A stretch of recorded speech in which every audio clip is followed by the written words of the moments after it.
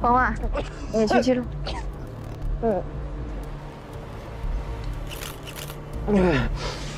那个袋子看起来挺稀有的。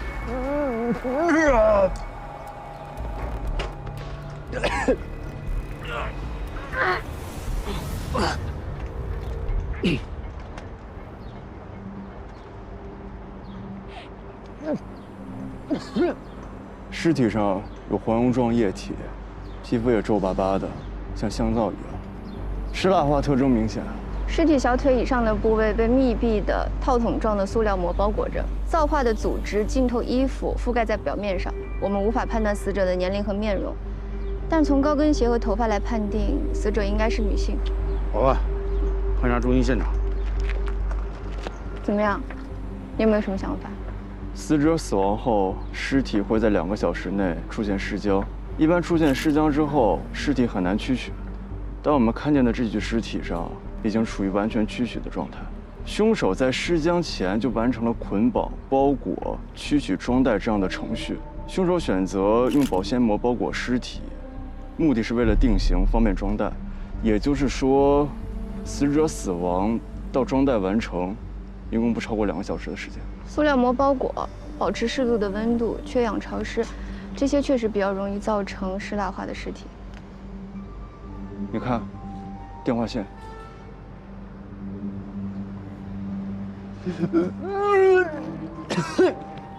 先把尸体带回解剖中心吧。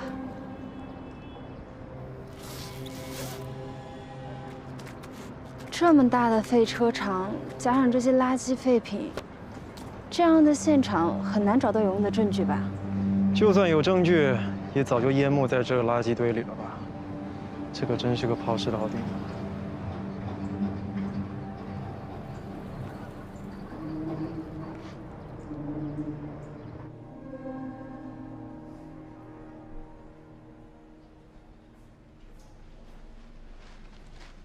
库里没有找到死者的 DNA， 无法查证尸源。那主任呢？今天有批新器材要到，主任要亲自押车。啊，真好，我们终于有新器材了。来，准备开始。现在上午11点10分开始尸检。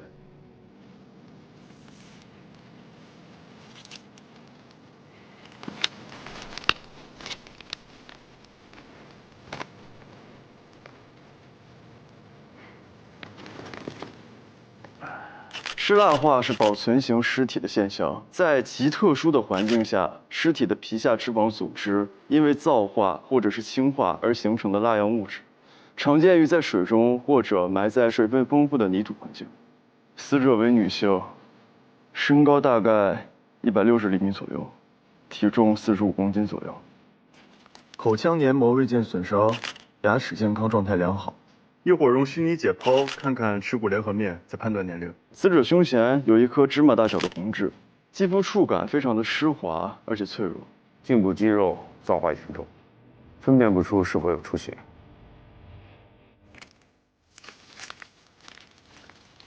死者的甲状软骨上角骨折，骨折折断有出血，应该是生前反应。通过内脏检查，可以确定死者有窒息特征，死因是机械性窒息，他是被人掐死的。那问题是死亡时间呢？这直接关系到尸源的寻找。尸体尸蜡化形成最少需要5到6个月的时间。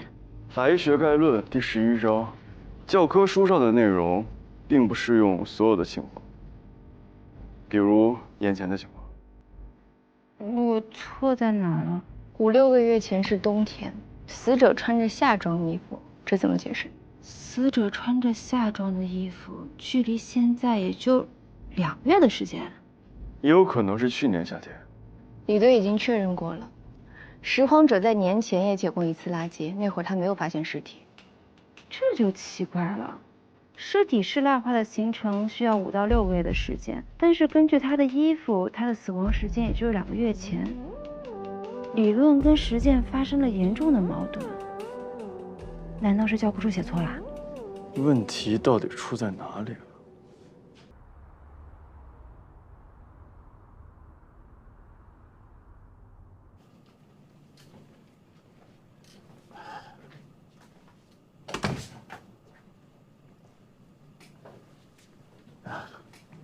怎么样？手艺还可以吧？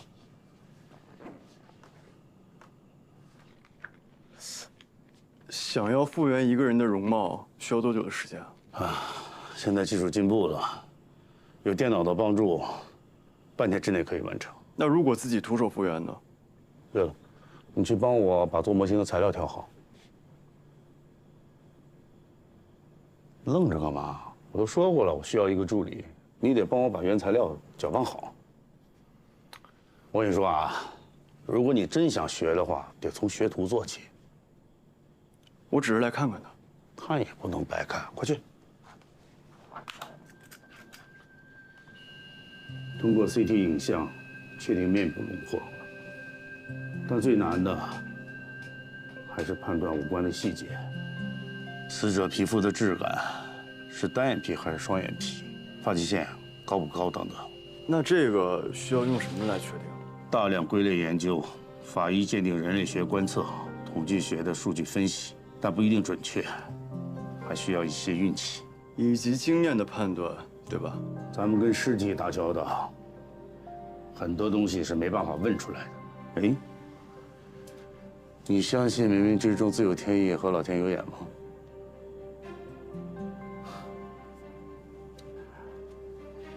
做好熬通宵的准备吧，剩下的工作会很细致，你赶紧去填饱肚子吧。那你呢？给我带回来。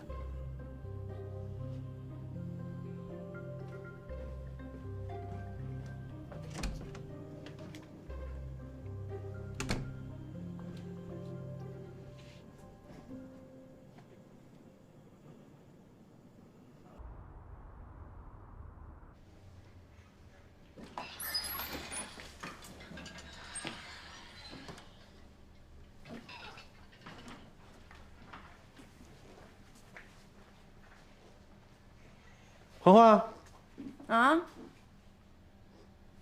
这看什么呢？新鲜出炉的死者面部复原图像，彪哥太厉害了，做的跟真人一样。太好了，我赶紧给李队。啊。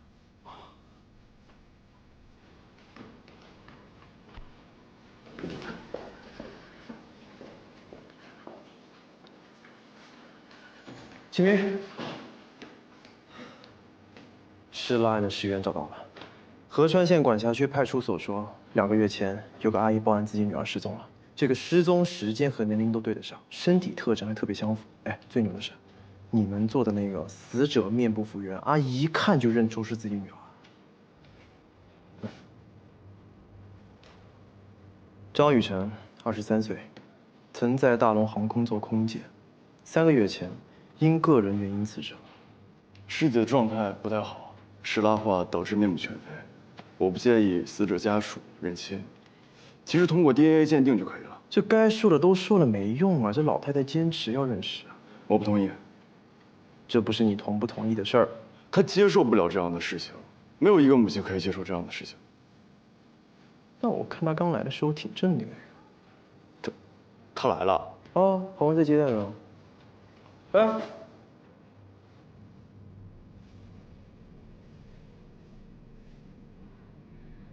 打开。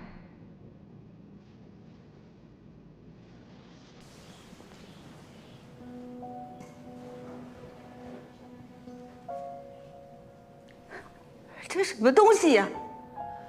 阿姨，DNA 确认过了，确实是你女儿张雨晨。这个人不人鬼不鬼的东西，绝对不是我女儿。你们知道我女儿有多漂亮吗？她是空姐哎，她是他们组里身材最好、长得最漂亮的小姑娘。她现在应该是在出去旅游去了。我给她打电话，我给她打电话，不会的，不会的。肯定在飞，他肯定在飞，他常年飞普吉岛那条线的，他很忙的啊！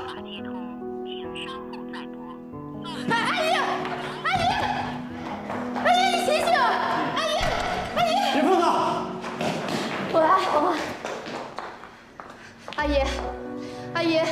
不自主呼吸，心跳微弱，突发性心脏病。安然，心肺复苏。阿姨，不管她是不是你的女儿，她都死得冤枉。你还没有看见凶手伏法，你不能出事儿。我跟您保证，我们一定会抓到凶手的。但是我们现在需要你的帮助，阿姨，阿姨。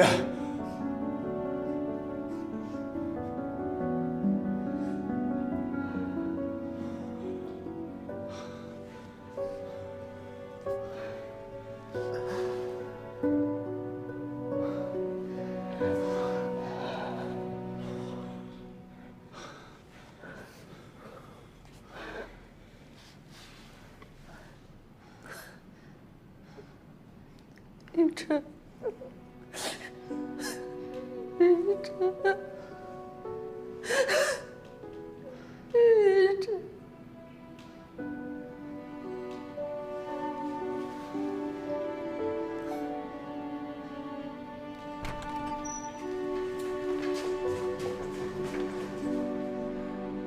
好险！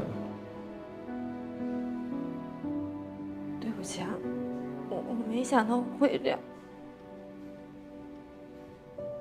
你说，哎，你这话会不会过分了点？接待死者家属这件事上，他有经验吗？我说的是你们愚蠢，你们怎么能随便让死者家属过来认尸呢？这是常识吧？我说你什么意思啊？你是说我们没有见过世面，没有常识是吗？行，你牛，你最牛，有本事你现在走，去见你的世面去啊！可怜，喂，过分了啊！好了，别吵了，没出事就好。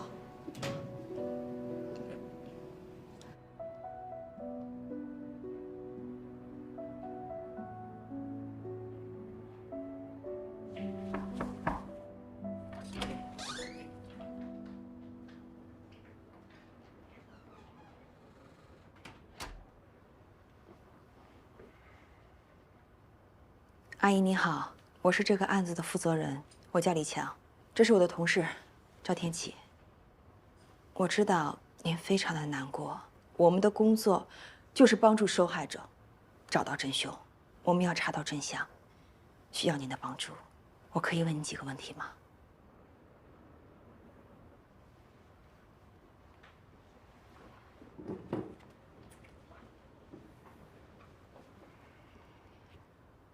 阿姨，在您的眼里面，你的女儿是个什么样子的人呗？雨辰是个好孩子，考上空姐全凭他自己的努力。我就是一个摆摊卖衣服的人，什么忙都帮不上他的。那张雨辰的父亲呢？雨辰12岁的时候，他爸爸就过世了。之后，我们家的经济状况变糟，雨辰只好放弃学琴。原本他很喜欢拉小提琴的。阿姨，您去过他的住处吗？去过几次，住不惯。雨辰工作之后跟您联系多吗？我们每周都有通话的。据我们推断，张雨辰出事的时间是5月23号左右。阿姨，您还记得您最后一次见您女儿是什么时间吗？5月22号。出事的前一天，您确定您没记错吧？那天是我的生日，我如果知道我再也见不到我的女儿，我绝对不会把她送给我的礼物扔在她身上的。礼物？什么礼物？他送给了我一个手提袋，挺好看的。阿姨，那天您是跟您女儿吵架了吗？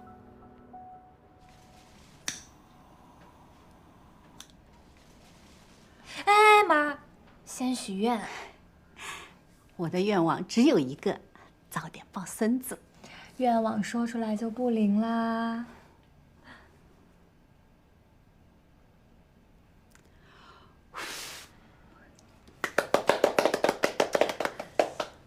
对了妈，这个是给您准备的礼物，谢谢。打开看看哈。짜잔！哎呦，真好看啊！肯定很贵吧？还好，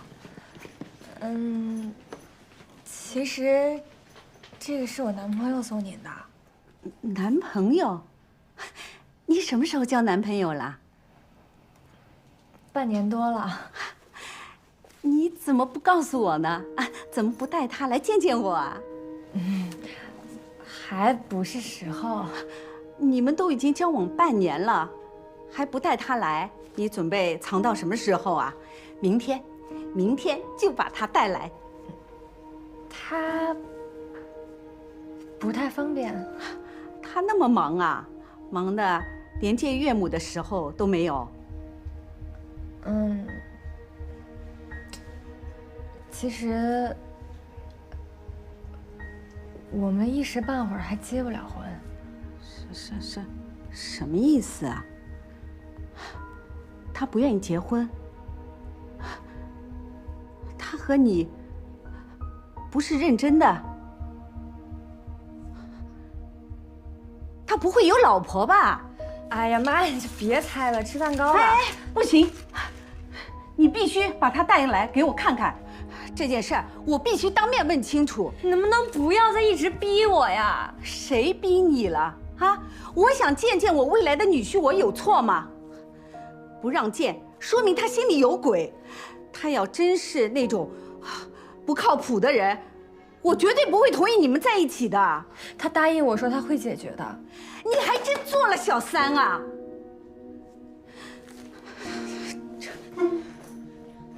妈，你干嘛呀，妈？你要不分手，就别再给我打电话。妈，我不该逼他，是我撞死他，我后悔啊！阿姨，您别这么激动，你冷静点。我不该逼他。阿姨，你要相信我们一定能找到凶手。我还需要问您最后一个问题。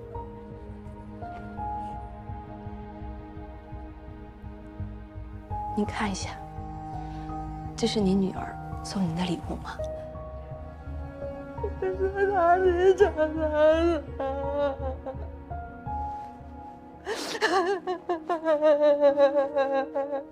医生。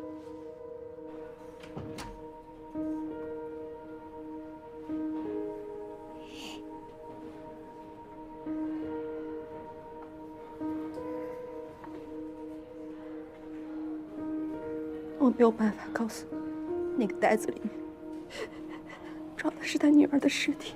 你如果跟他说了，他会崩溃的。至少我们现在可以确定，男朋友这个事儿，他曾经瞒过他母亲。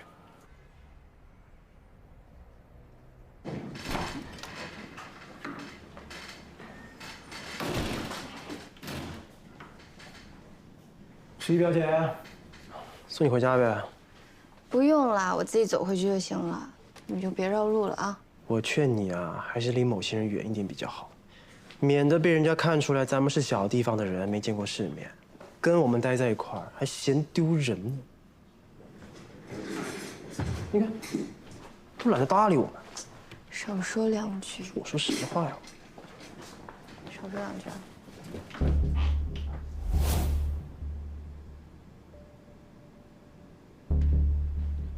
有事吗？你教训黄昏的事儿我知道了，说的都对，冒失没经验，确实有够蠢。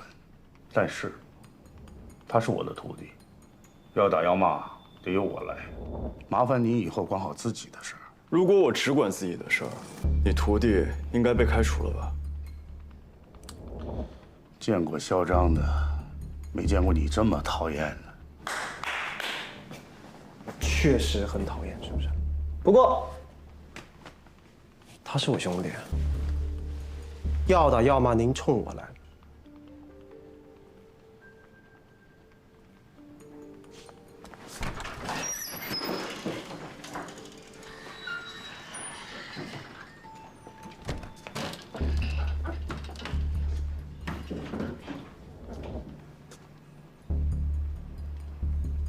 怎么回事？人家法医部门的事儿，你来掺和什么？张彪，自己部门的事情自己处理，别扯上我的人。去表爷，还嫌不够丢人吗？回去。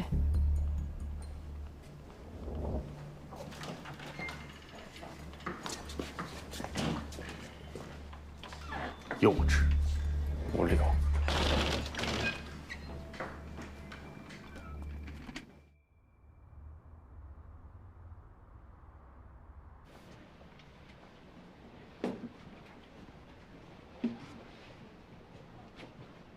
张雨晨在这家住多久了？2年。房东啊，把合同给我看了，他还说这个小姑娘平日里挺有生活情调的。这个屋子前不久刚装修过。那你知不知道这个座机是什么时候安装的？房东说是4年前。怎么了？有什么问题吗？这电话还在使用中，但是4年前的话，这根电话线是不是有点太新了？你是怀疑有人更换了电话线，用旧线捆住了死者的双手？现在还不能确定，不过确实有这种可能，这也是一个思路。我们把电话线拿回去做个检验。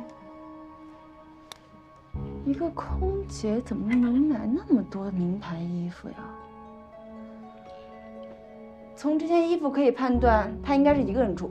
别这么早下结论。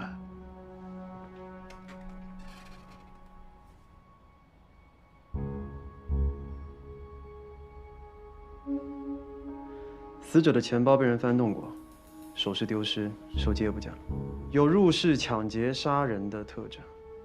凶手很有可能入室抢劫杀人之后，将尸体移动到了郊区的汽修厂里。死者的身上呢没有任何约束伤和抵抗伤，就说明死者生前没有进行过任何抵抗，家中也没有搏斗的迹象，这也就是说明死者是在毫无防备的情况下被掐死的。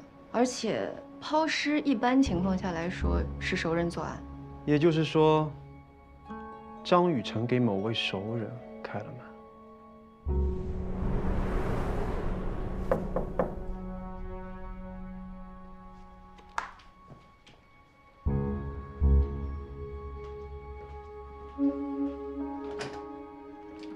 爸爸。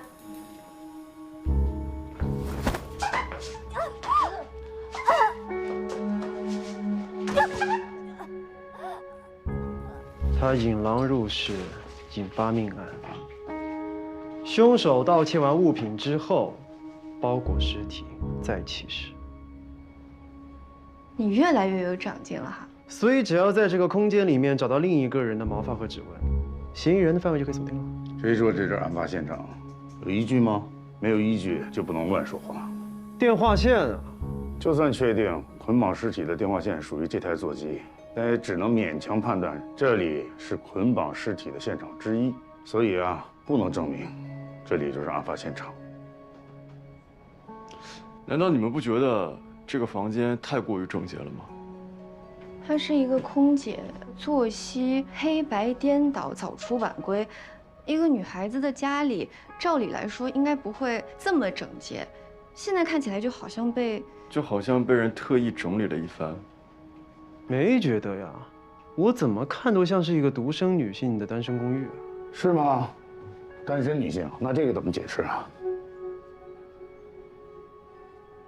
？41码，男士衬衫。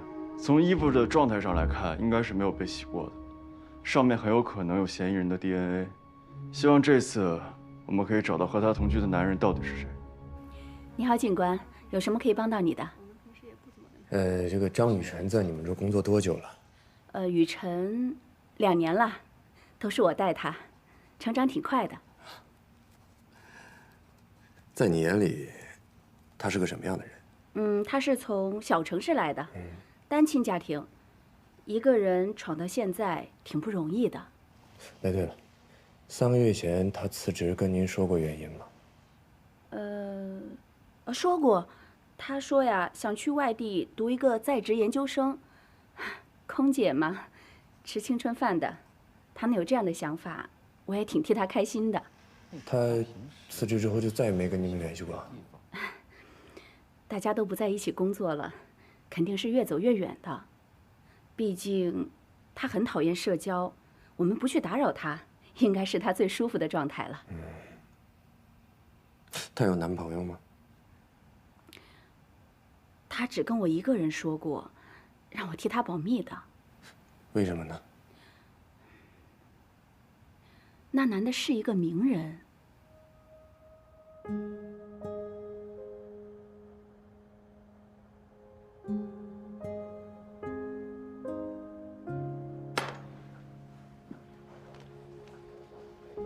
今天的航班非常顺利，又是原来的路，再顺利。对，不好意思，能不能帮我拿点冰块？抱歉，我不是休息室，请您稍等。谢谢啊。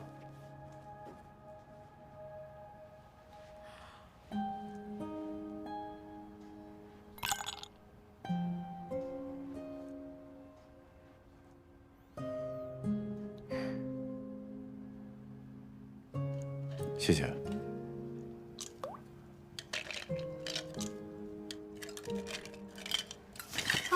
抱歉，抱歉，抱歉。啊，没关系。实在抱歉，张浩先生。你不是这儿的服务员啊？啊，我学过4年小提琴，您的事情我听过很多。衣服我帮您干洗吧。真的没关系。不好意思，是我向你说抱歉才对，是我自己搞错了。你学过小提琴？嗯。郑浩。张雨晨。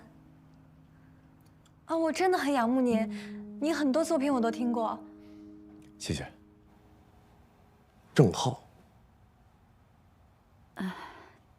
对，著名的小提琴演奏家，他是有家庭的，所以张雨晨让我替他保密。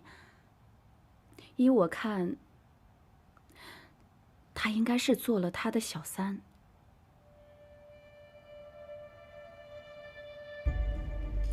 郑浩，42岁，著名的小提琴演奏家。他和张雨晨生前的信息往来证实了2人是情侣关系。但这个郑浩是个有家室的人。张雨晨是郑浩的情人，会不会是张雨晨把郑浩的衣服带回家拿去洗的？技术员正在对比 DNA。现场还有什么新的发现吗？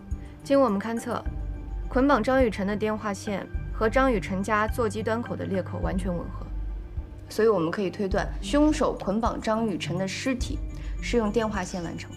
张雨晨家是处理尸体的现场，只是有可能。张雨晨的私人贵重物品被盗取了，具有入室抢劫杀人的特征，而且很有可能是熟人作案。我查了导航，从张雨晨家到废弃气球场开车需要40分钟。根据尸检情况，我们可以推断出张雨晨的死亡时间距离末次的进餐时间大约在8小时左右。那么根据我们的调查，张雨晨的一般晚餐时间是在6点左右。如果说陈主任关于造化的演算方法是正确的话，我们就可以推断出张雨晨的死亡时间应该在5月24日凌晨2点左右。凶手呢在施僵2小时内完成捆绑，那么凶手的运尸时间大约在5月24日凌晨4点。所以只要我们排查气球场附近所有的监控录像，我们就能知道凶手的行踪。如果是这样，那我们刑警队的工作量大大减小了。经过 DNA 查验，在张雨晨家发现的男士衬衣属于郑浩的，电话机和电话线上的指纹也是郑浩的。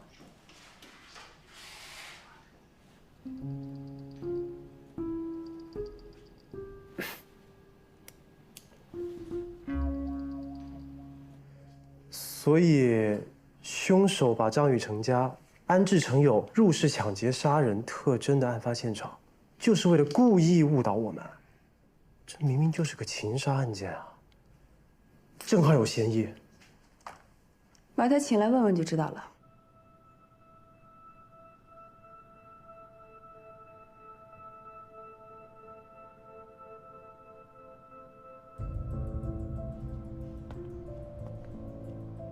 张雨晨遇害前2天一直在联系郑浩，问他事情办得怎么样，他在催郑浩离婚。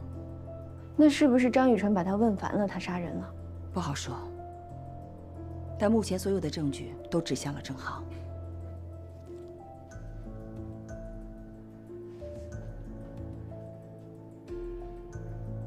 他是怎么死的？我们是在一个废弃的汽修厂里发现了他的尸体。他的尸体被保鲜膜包裹着。你们确定这是张雨晨吗？经过 DNA 鉴定，我们100%的可以确认，尸体就是张雨晨。你跟张雨晨什么关系？朋友，普通朋友。你对情侣的界定是什么？你什么意思啊？我们调查了你跟张雨晨的通话记录，确定你和张雨晨是情侣关系。你们在一起半年，他希望你离婚，但你一直在拖。5月份见过张雨晨吧？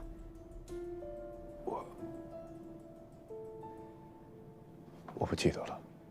我最恨这种在外面养小三的男人，尤其这种斯文败类，对吧，安然？就是啊，这种衣冠禽兽藏着掖着最恐怖了。依我看呀，这个郑浩就是凶手。你看，张雨晨的母亲反对他俩的情事，那张雨晨压力肯定很大啊。再说了，谁愿意一直当小三呀？所以案发当天，张雨晨把郑浩约到家里，想跟他好好谈谈。不是跟我说只要1星期吗？现在已经3个多月了，你到底还让我等多久啊？我和你说过了，没你想那么简单。这是你的事情，我们已经说好了，我辞职，你离婚，我们换一个城市重新开始。现在我已经辞职1个多月了，我跟过去一刀两断。你呢？你要做什么了？别逼我！我逼你怎么了？别逼我！我说了，别逼我！啊！那天晚上，他们俩肯定狠狠地吵了一架，郑浩就失手掐死了张雨晨。装！你再给我装！哎，雨晨，哎，雨晨，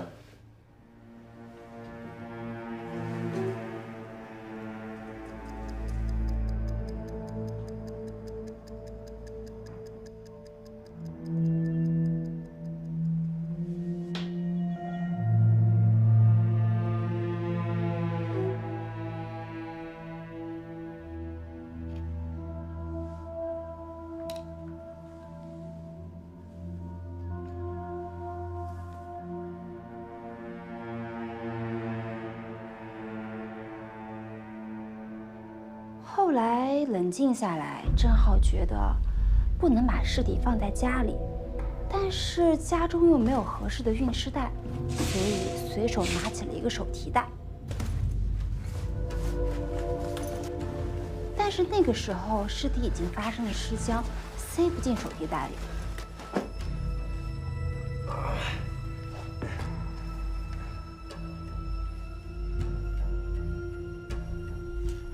他或许戴了手套，但他忽略了自己平时的生活痕迹。之后，他就拿薄膜把尸体包裹住，再塞进袋子里。最后，他拿走了死者的财物，造成入室抢劫的假象。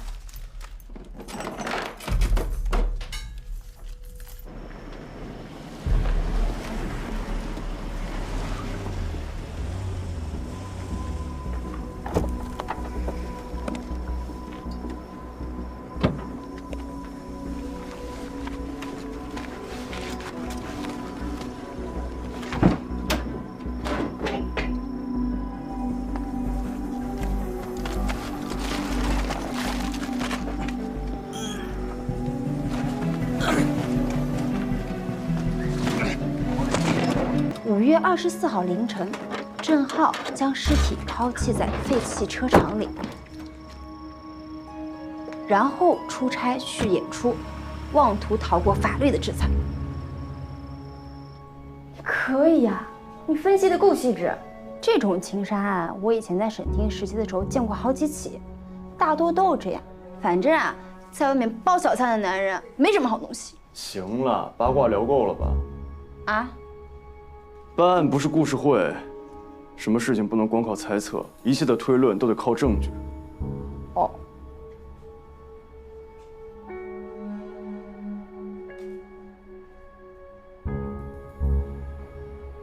郑浩，现在全部的物证都指向了你，你应该相当清楚吧？就算你编再多的谎，都是没用的。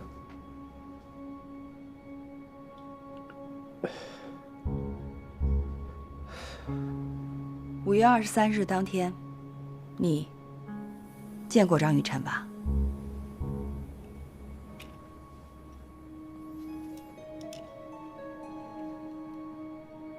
我们确实在他家见过，而且我们吵了架。我们说彼此要冷静冷静。张雨晨说，在我没离婚之前，他不会再和我有任何的联络。他让我把所有东西都拿走。确切的说，我是被他赶出去的。我没杀人。你为什么要隐瞒你跟张雨晨的情侣关系？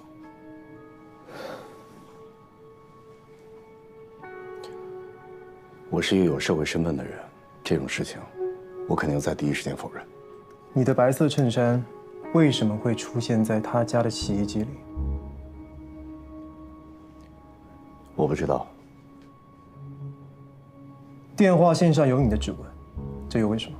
这些我真的不知道，我可以对天发誓。我爱雨晨，我怎么可能去伤害他呢？我看你平时的婚外情人可真不少。对不起，这是我的隐私，但是我可以告诉你们，雨晨他是第一个让我动了离婚念头的人。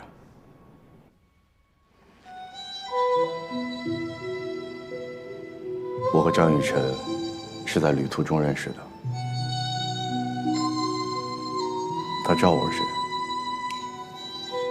而且他也喜欢小提琴。我不知道他会这么崇拜我。12岁的时候，我第一次看你演出，从那个时候开始，我就觉得你是我一个遥不可及的梦。现在，我觉得我的梦用另外一种方式实现了，我不会后悔。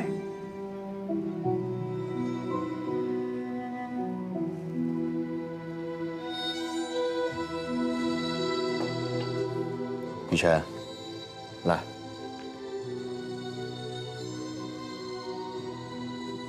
你想好了？嗯。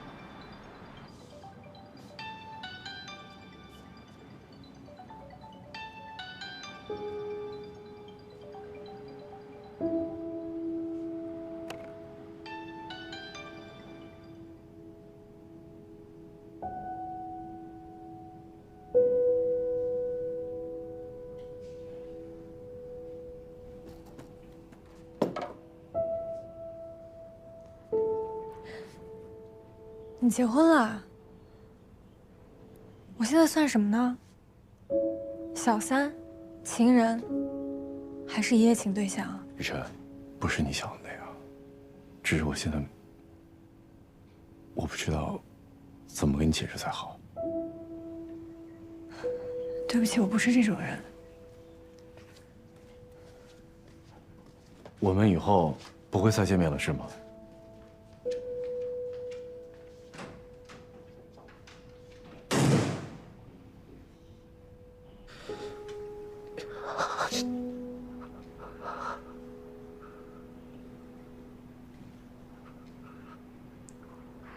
对不起，我今天有点累了。今天能不能就先到这儿了？好，那今天到这儿吧。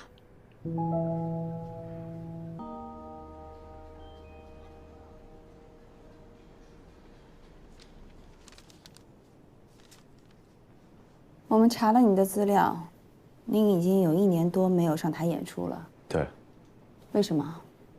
一些原因，我觉得我自己没有办法在舞台上取得更高的成就，音乐离我越来越远。那段时间，其实我想过死。我本以为张雨晨是来救赎我的，但是我错了。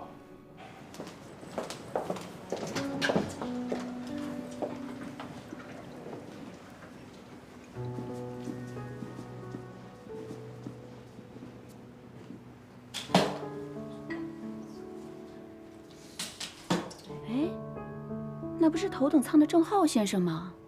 这都马上要登机了，你跟他那么熟，你去把他叫醒吧。快去啦！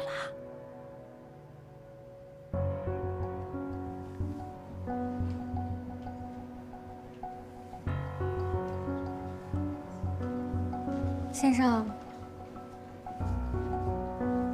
先生。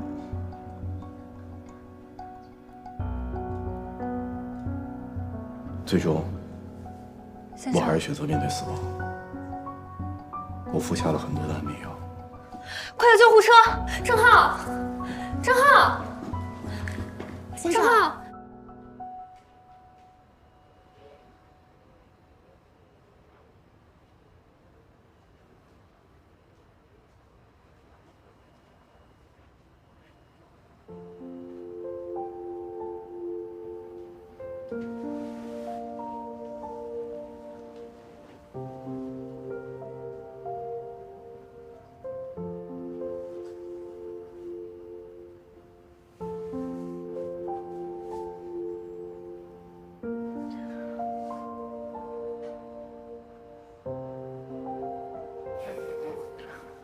你感觉好点了吗？都还是有点疼，不过有你在，我心里舒服多了。医生说你吃了过量的安眠药，你……雨辰，我试过，可是我发现我离不开你。那你就来找我，来告诉我为什么要用这么傻的方法，为什么一定要走这条路？没有资格。我是一个有妇之夫，你的家人是不会同意你和我在一起的。可你离不开你妻子。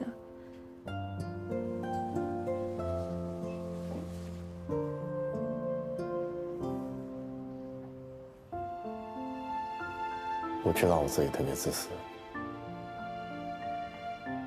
不敢离婚，也不愿意对你放手。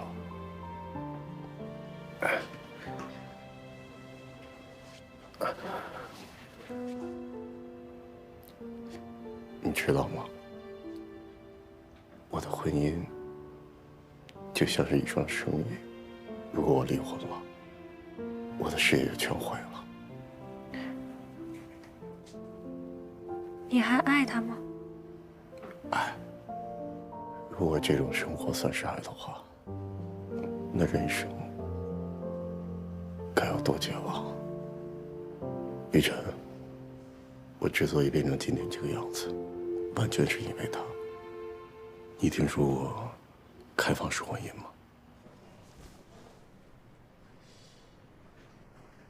开放式婚姻，就是我的妻子可以去找别的男人，我也可以去找别的女人。在感情上，我们不束缚彼此。对了，我认识他的情人，也许你们该去问问他，就能更加理解我们的生活方式了。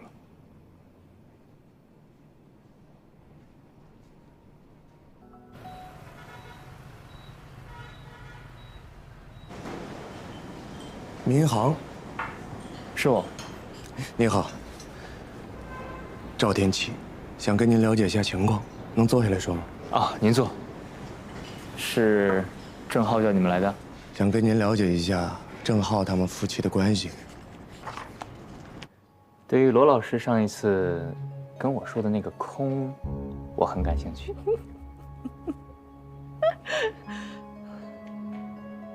回来啦。对，回来了。那我就要上了你。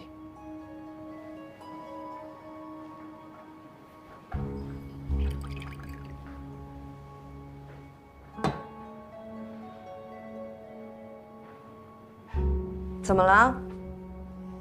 生气啦？没有啊，我挺开心的。对呀，我也觉得我们挺开心的。我们对对方都是保持很大的透明度，没有任何人可以威胁得到我们的婚姻，因为我们都知道，不管我们经历了多少事情，经历了多少人，彼此都是对方的终点。我记得我们的约定。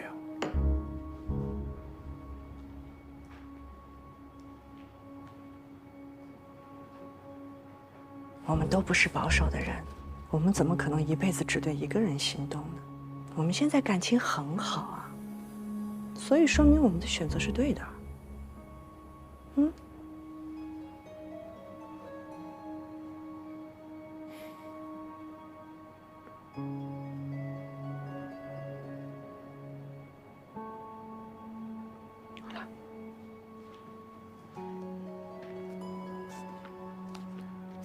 玩得开心。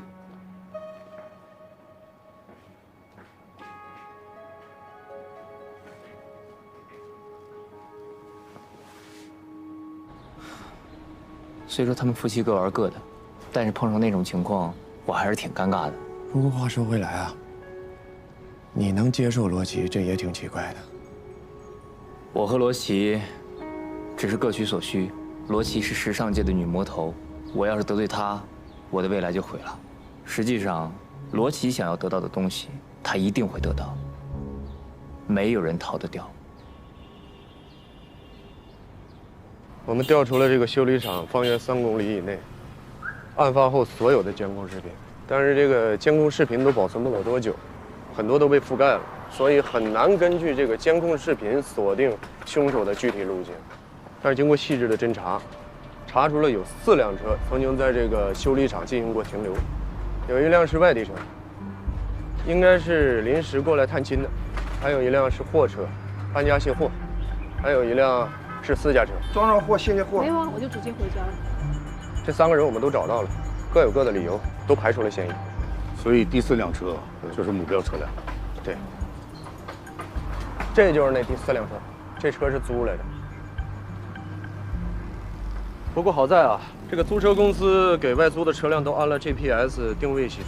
我们调查了一下，这个车于5月24日早上6点离开了张雨晨的家，7点左右，在这个修理厂停留了15分钟，然后驶向了城外树林，大概2个多小时吧，于早上10点左右把车还回来了。因见周围没有监控，这2个小时嫌疑人很可能在清理车辆。这嫌疑人挺聪明的。租车的身份证是买来的，所有的身份信息全是造假。最要命的是啊，这车在这2个月里头，天天有人开，因为租出去比较便宜嘛。耀哥，这车应该是让人清理过，而且这2个月都没闲下来，难度挺大，别抱太大希望。有希望比绝望强。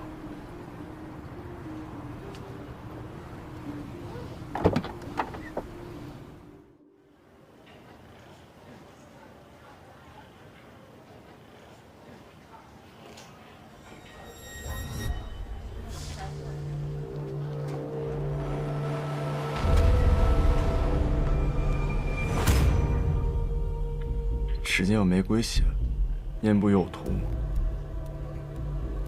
肤色呈青紫色，特别是面部，窒息死亡。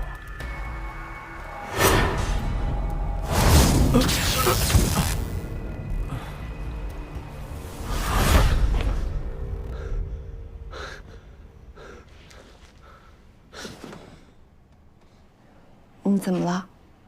是不是做噩梦了？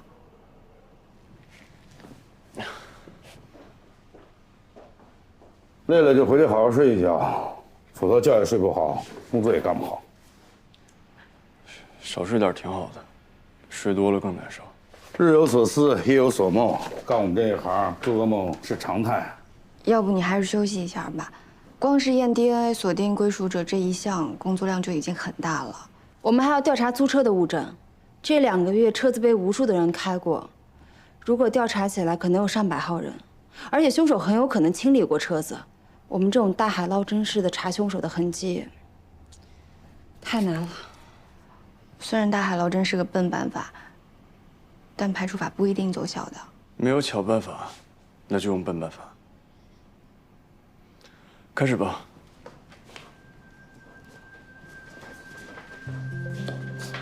著名的小提琴家郑浩先生涉嫌谋杀，正在接受警方的调查。对此，罗琦女士会对公众有一个交代。罗总来了。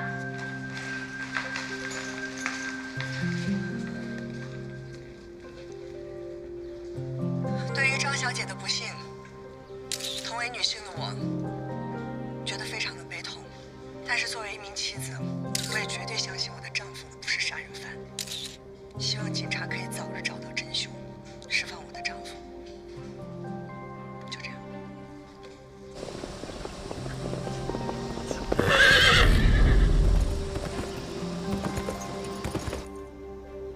这个马场应该是会员制，罗琦约在这里见面，就说明他是这里的会员，而且经常来这儿。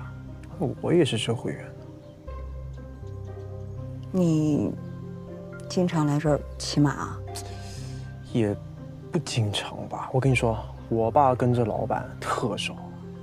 哎，雪表爷，你想学骑马吗？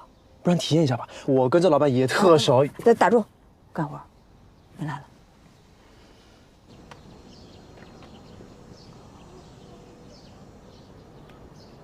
罗小姐，这是您要的西瓜汁，请慢用。请问还需要别的吗？不需要了。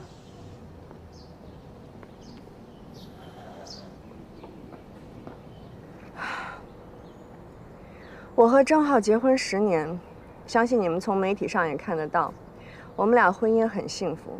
直到半年之前，他突然跟我说要离婚。他为什么要提出离婚？他说他想换个活法，当然我尊重他的选择，只是我没有同意离婚。你听过张雨晨这个名字吗？以前没有听说过，直到几天前你们把他从我家里带出去，我才第一次听说。据郑浩交代，你们夫妻之间选择了开放式婚姻，肉体自由，灵魂坚守。可郑浩是为了张雨晨才选择和你离婚的，他违背了自己的诺言。你知道这件事情之后，应该很愤怒吧？你刚才没有听我说话吗？我说了，我是前几天才第一次听说张雨晨这个名字。5月23号，你人在哪里？做什么？我们20号的时候去龙帆市参加了时装周，27号返回了合川县，23号的话，应该是在龙帆大酒店参加庆功会吧。在此期间，你没有离开过龙帆市吗？我们有行车记录仪、开房记录，包括那天在现场的朋友和工作人员都可以为我证明在场。你们现在是在怀疑我是凶手吗？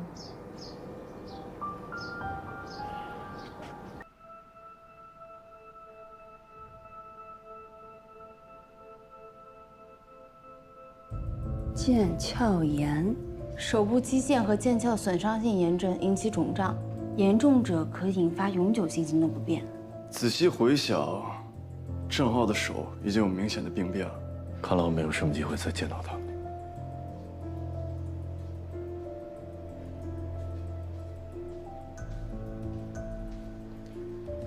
郑浩是一名出色的小提琴家，这种病相当于毁了他的职业生涯。所以说，郑浩不再登台演出，勉强登台也会有失水准，所以他宁可不再登台。这是医院的病历，也是铁证。他不能让任何人知道他的病情，因为他要维护住他小提琴家的名头，否则他将一无所有。所以他会对我们隐瞒病情。所以说，郑浩得的这种病，是肯定无法掐死张雨晨的，对吧？郑浩的主治医生说，郑浩是在4月底做的手术，案发当日是5月24日，那段时间他的手还在恢复期，所以他是没有办法靠双手的力量掐死张雨晨的。而且大夫也说，他可以为郑浩出庭作证。不愧是我兄弟。疾病排除了郑浩的嫌疑，我们总算没有冤枉一个好人。但坏人还在逍遥法外，更麻烦的事情才刚刚开始。没错，郑浩不是凶手，但是所有的物证都指向他，那就只剩下一个可能：有人栽赃陷害郑浩。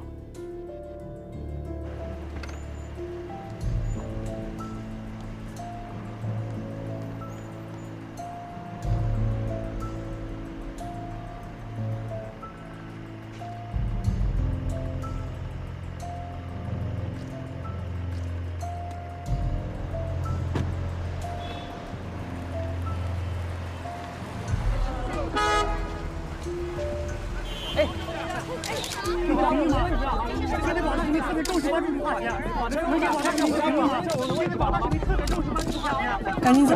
是你杀了张雨晨吗？回答一下我们的问题。回去吧。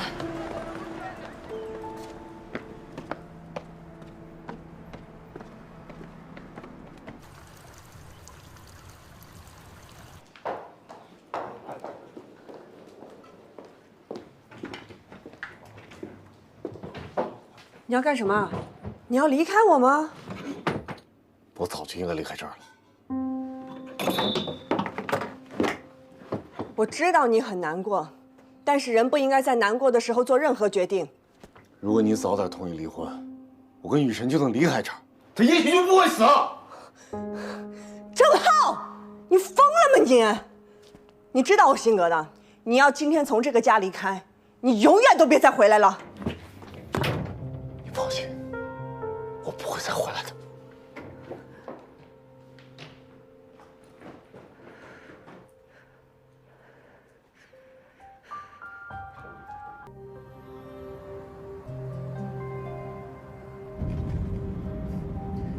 我觉得吧，这女人是看上你了。他呢是用这种方式来向警方示威，他就是想告诉你，随便你怎么查，他都当做是在陪他玩。挺嚣张的，这越看越像个凶手，反社会人格。那不一定，有些人啊，天生就是这样的性格。喂，爸。臭小子，在哪儿呢？给我回来，马上。哎，好。看来我得赶紧回去了。没关系，你把我放前面，我自己走过去就行。对不住了，兄弟，回头请你吃饭啊。不用了，正好我想自己走走。哎呀，好像要下雨了。这样吧，后备箱有伞，你拿一把。嗯，好。这边。老小姐，郑老师说要在这住一阵子，怎么了？你们吵架了？夫妻之间小吵小闹了。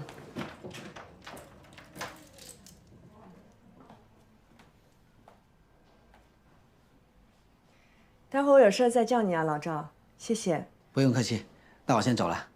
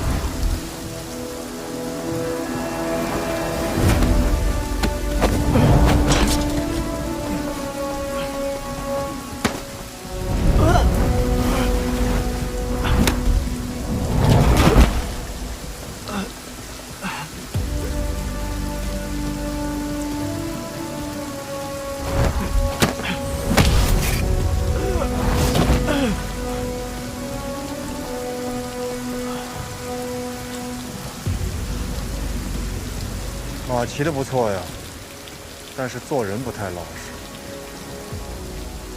离那个女人远一点，我只跟你说这一次。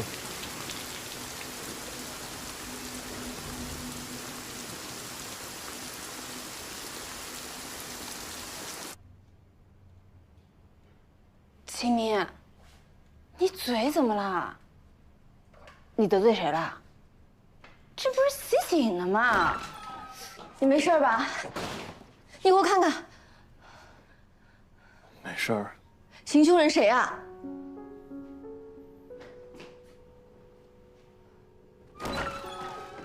敢打我兄弟，谁这么着？不要命了吧？还不是多亏了你。行了，那你就跟大家解释吧，为什么我们会去马场，到底发生了什么事儿？反正我现在嘴疼，什么话也不要说。也就是说，你们利用业余时间去了马场，遇见了罗琦。在你跟罗琦有了交集之后，出现了一个神秘人袭击了你，他让你离罗琦远一点。他很在意罗琦，说明他和罗琦的关系不简单。秦明，你是法医，不是侦查员，你这么做不值得鼓励，太危险了。林涛，你太过分了。石玉表姐，我是真不知道事情会发生成这样。秦明不是刑侦的人，你带去走访也就算了，你把他一个人扔在外面，这件事情你要负责。我错了，就知道关心他。还有你，走访就走访，你撩什么妹啊？能不能不要管别人的事儿？那如果他不是要伤你，是要杀了你怎么办？让我解剖你的尸体吗？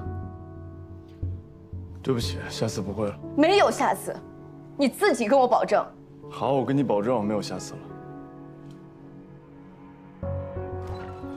情况我大概搞明白了。秦明，麻烦你站一下。行凶者身高大概在1.88米左右，体重在80公斤，力量充足。但他有一个毛病，就是在进攻的时候，身体习惯性向前倾，重心不稳。从伤口上看，他惯用右拳作为重拳，速度和爆发力都非常出色，属于杀手级别的。而你做了有限的防御，但实在不是一个级别的。总之，这家伙有足够的力量掐死张雨晨。就是可惜没看清长相。没关系，我记得他的眼睛，再见到他，我一定认得出来。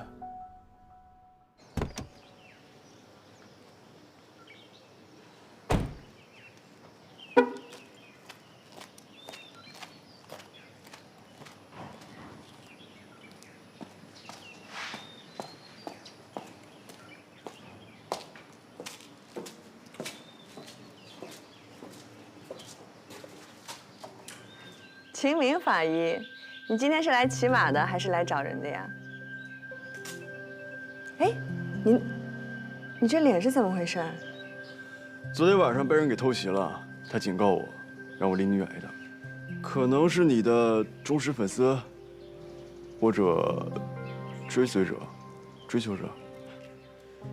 你也帮我传个话吧，我来马场呢就是骑马的，不是想跟你搭上什么关系的。我也友情提示一下，像你们这种坐班的人真的不适合户外运动，以后少来吧。我是为你好哦。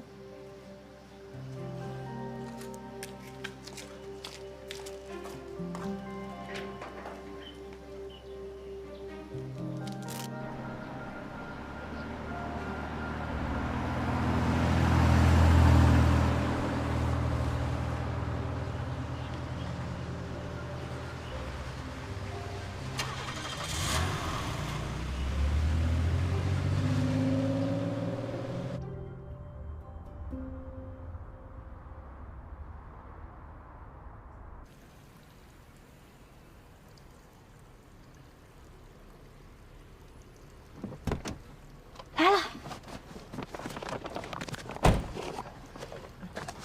谢谢，不客气。谢谢十一表姐。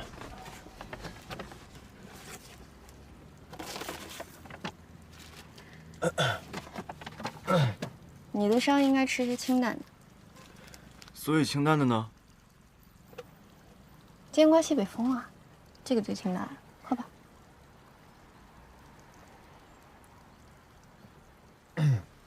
有情况？从马场出来就直接回家了。信息部查到他只打了几个工作电话，别的没有异常。那家伙今天最好出现，让我好好教训一下他。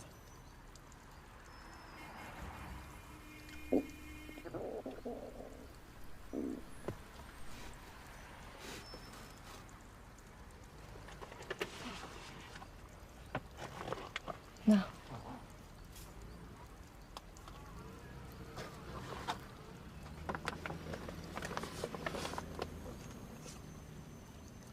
啊，不过就用这个。谢谢。不客气。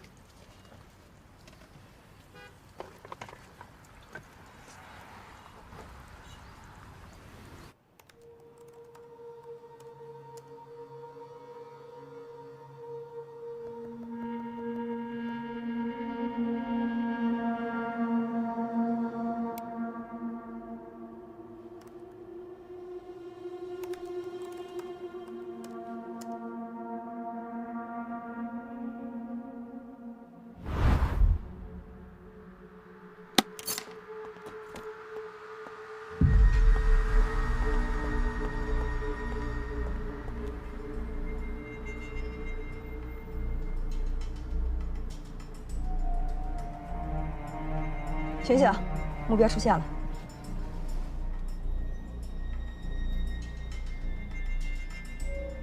凌晨1点，他们去哪儿了？会不会是去找打我的那个人啊？老赵，目标出现，我们2组交替跟踪。收到。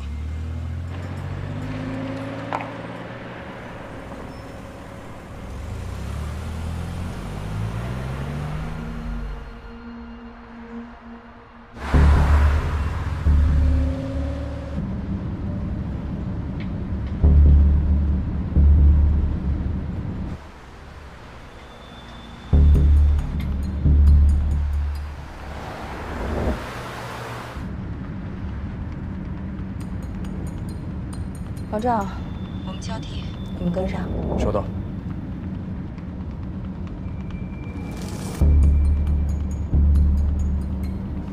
朝你。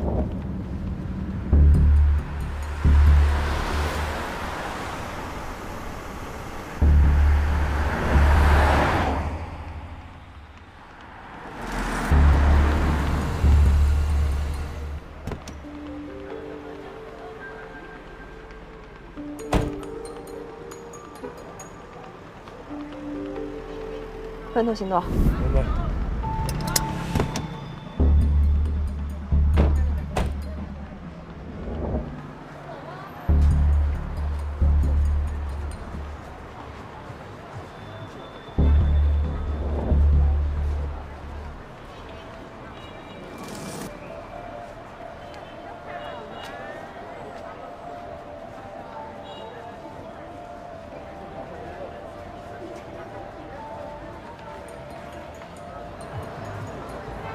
那个戴帽衫的，就是上次打你的。嗯。所有人注意，这里是闹市区，现在行动可能引起骚乱，等他们结束再进行抓捕。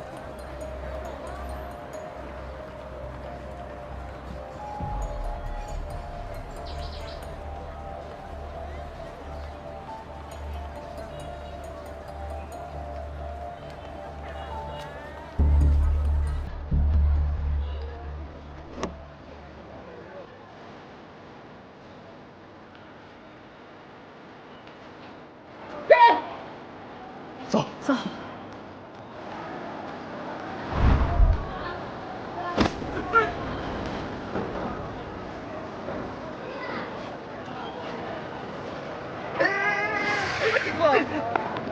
站住！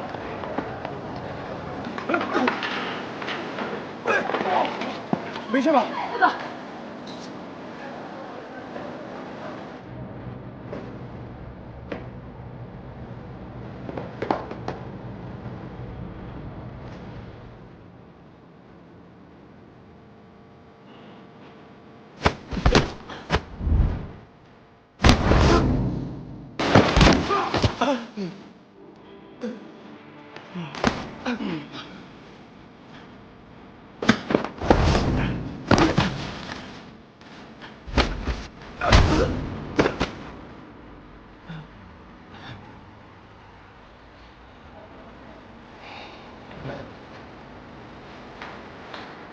有长进啊。有人说你重心不稳，身在险境，看来是真的。刘哥还真是厉害，这次你可真把我给惹急了。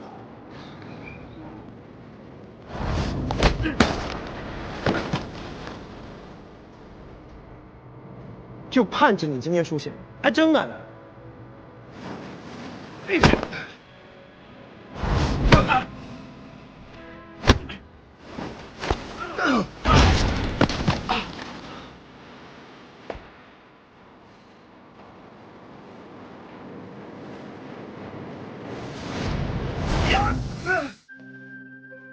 沈丽，25岁，合川县人，曾在 AJ 时尚集团工作3年。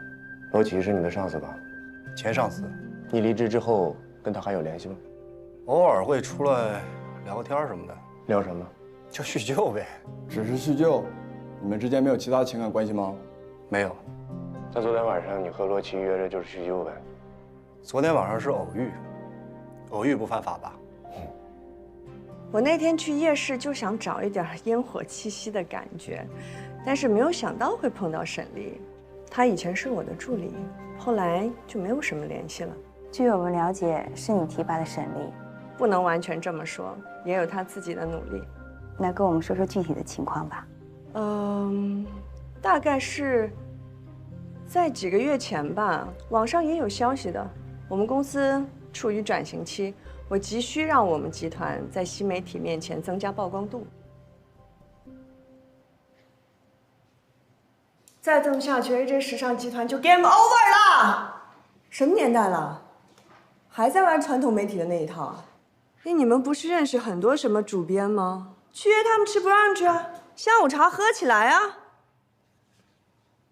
我不管你们用什么手段，公众号、自媒体、微博。下周末我要看到 AJ 时尚集团上热搜，要不然你们全员滚蛋 ！Understand？ 说话啊！你们全都关静音了，哑巴了？罗总，我们集团没有热点事件，又拿不出钱，怎么搞营销啊 ？Chris。你入职公司几年了？4年了。4年，你给公司完成了多少 KPI 啊？你要是做不到，你就滚蛋呐！位子让出来呀！站住！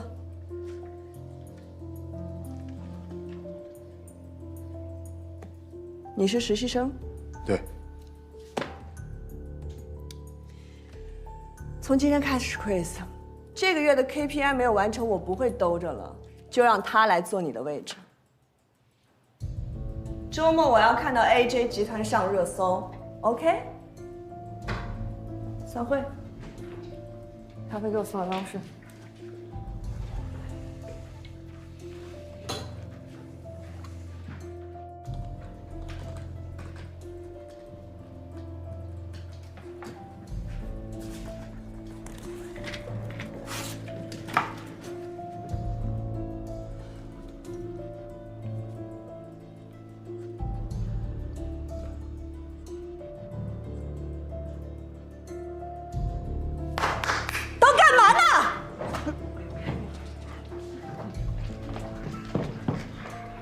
我都没睡觉。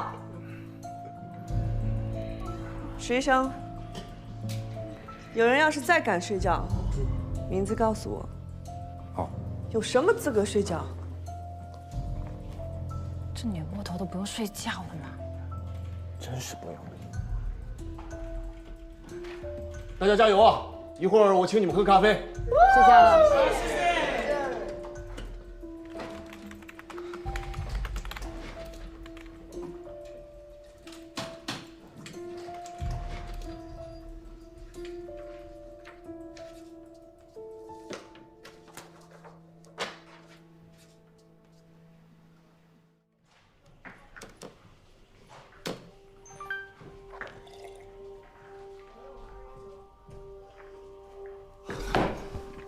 上热搜了，上热搜了！罗总，罗总。所以这个板块呢，罗总，罗总，我们上热搜了。不好意思，不好意思。哎，等一下，热搜第几名？第3。所以你看，我们时尚集团对热搜这一方面完全是小 case。沈丽呢，有能力，也有想法，一路上呢也可以说是顺风顺水吧。但是我们这个圈子呢，就是能力越强的人，就很可能会单飞，他也不例外。我也很祝福他。他离职跳槽之后，我们很偶尔的会在一起吃个饭，聊个天什么的。他从你们公司走了，你们还会在一起吃饭聊天？我们其实就是生意人，没有永远的朋友或者是敌人。那今天我们是利益共同体的话，那我们就是朋友。如果改天不是了，那就是敌人。他给我提供合作机会，我也没必要恨他吧。所以你跟沈丽只是同事关系？当然。找到了。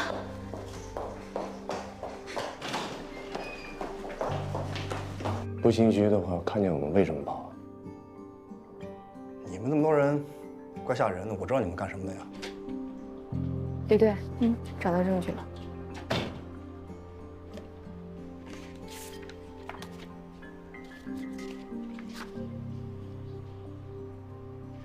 就跑不掉了。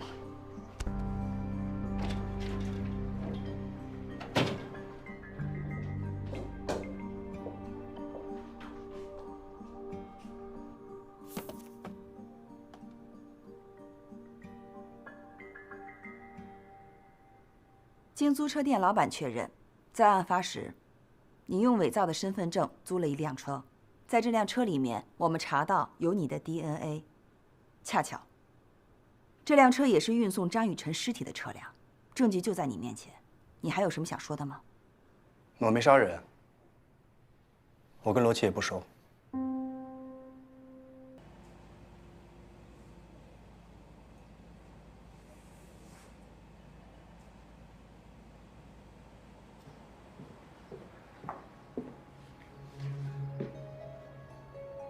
相册，你怎么来了？吓我一跳！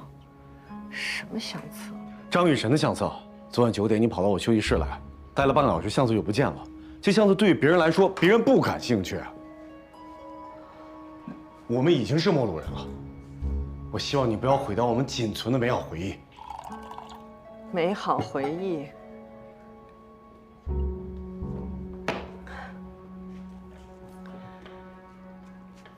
你要真的觉得是美好回忆的话，你为什么会背叛我啊？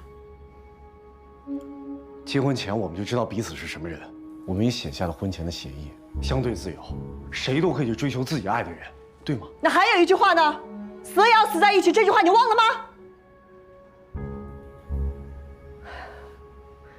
张雨晨出现之前，你有5次出轨，我1次都没有管过你。你没有跟我提过分居，更没有跟我提过离婚。对，但这次不一样。有什么不一样啊？张雨晨死了，你还有什么理由不回家吗？罗琦，我简直没有办法和你沟通。我现在就问你，相册呢？那是人家的遗物，你要它干什么？那我还想问问你啊，我们俩结婚10年了，10年，你到底还爱不爱我？现在说这个还有什么意义？没有意义了。我早就知道我对你的爱没有任何意义了。你知道唯一我和你不一样的是什么吗？是我还爱着你。就因为我太爱你了，才给了你伤害我的机会。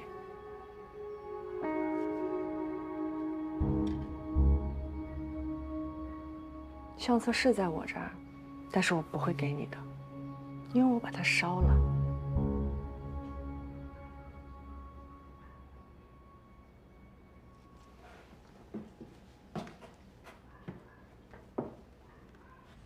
我总觉得吧，这段监控有用，但就是说不出来用处在哪儿。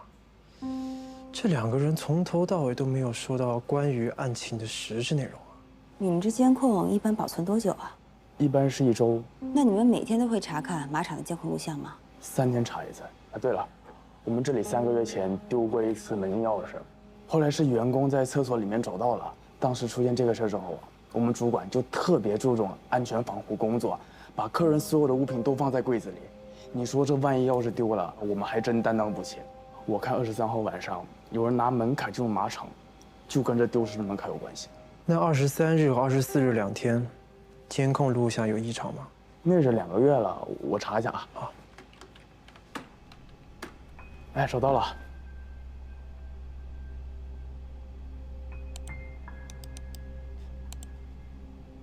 5月23号没有什么异常。等等，这监控时间是从凌晨开始的，之前的呢？哎，奇怪了，你这个硬盘是新的吗？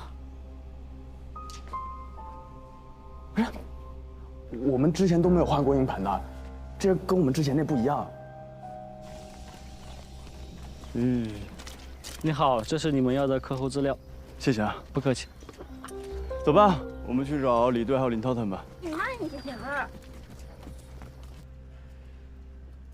客人记录，罗琦之前都是1到2周来一次，可7月份之后却变成了1周来1到2次。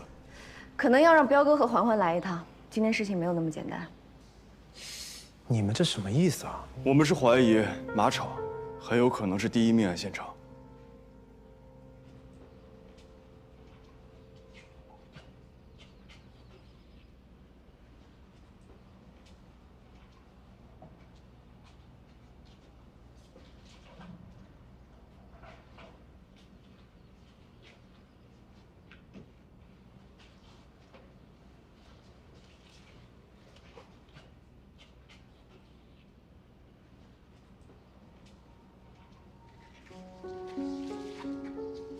彪哥，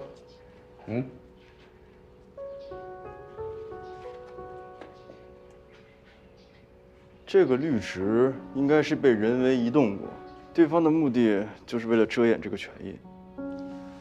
我也问过经理了，他说他当时也注意到这个绿植被移动过，但没有当回事儿。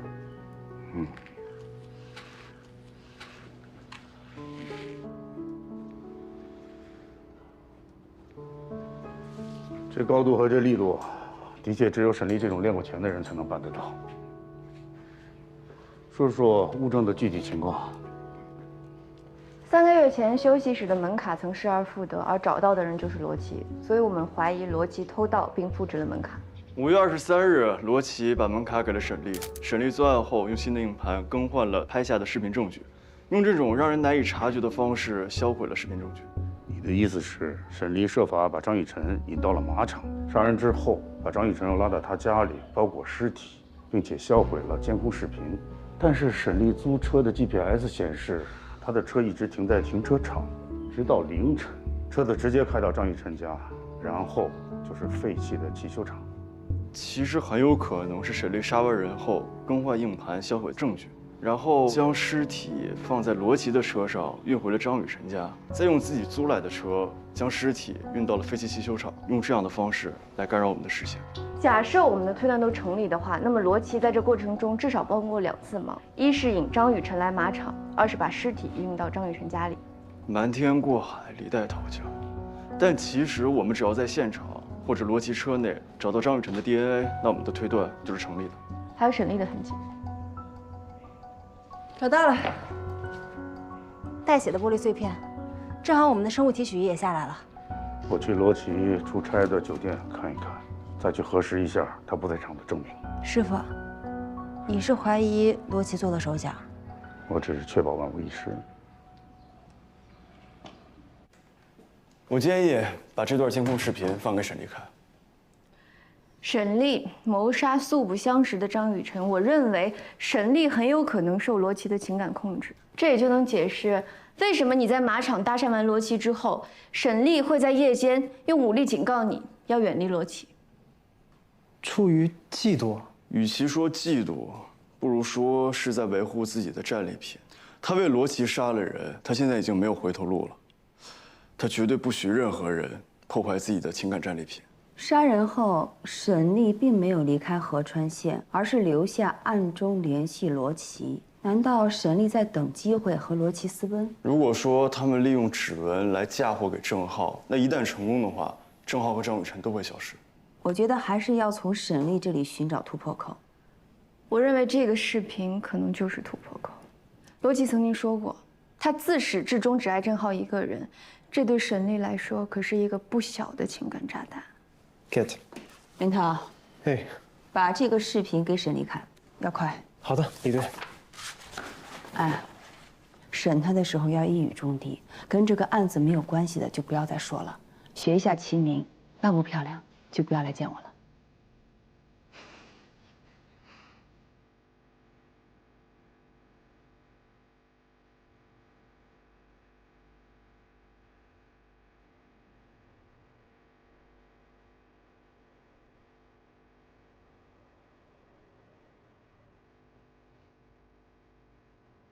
警官，您看了我已经5分钟了，有什么想问的您问呐。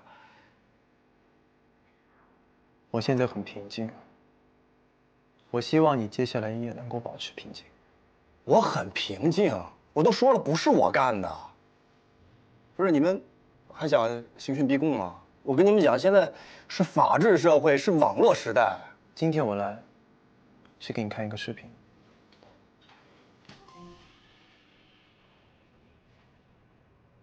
我们俩结婚10年了，10年，你到底还爱不爱我？现在说这还有什么意义？你知道唯一我和你不一样的是什么吗？是我还爱着你。就因为我太爱你了，所以才给了你伤害我的机会。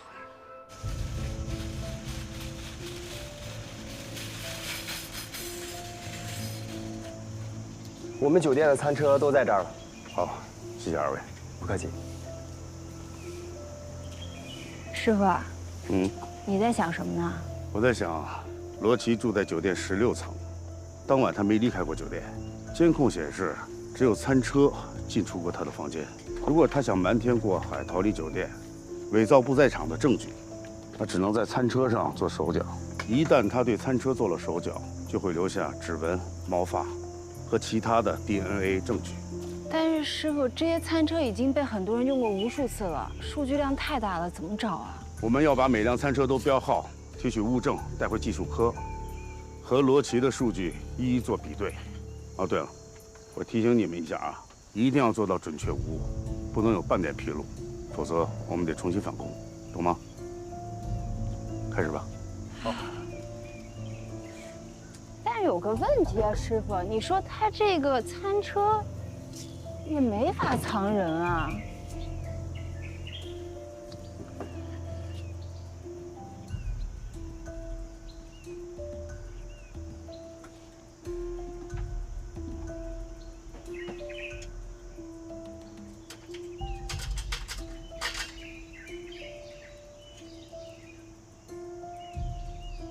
嬛嬛，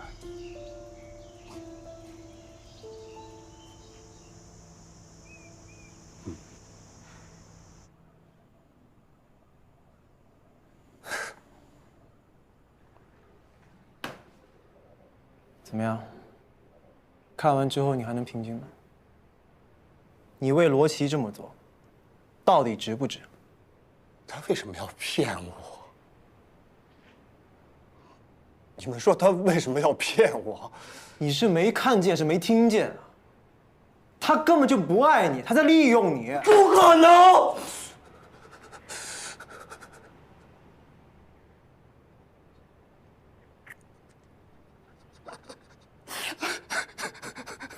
行吧，等罗琦落网，我会提供你们2个人见面的机会。但你现在要告诉我真相是什么？现在就说。你知道我有多爱他吗？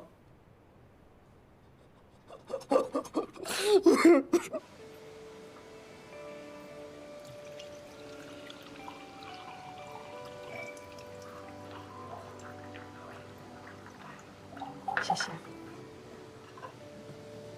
来点吗？哎。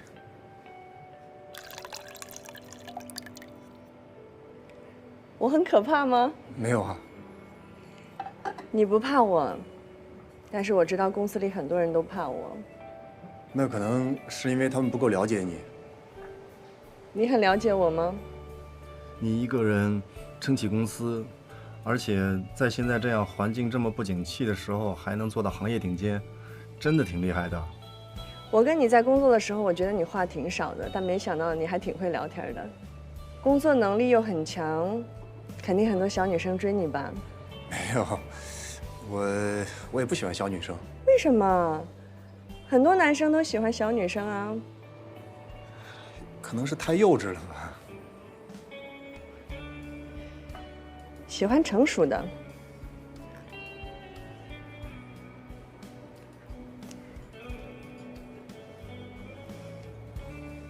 你喜欢我吗？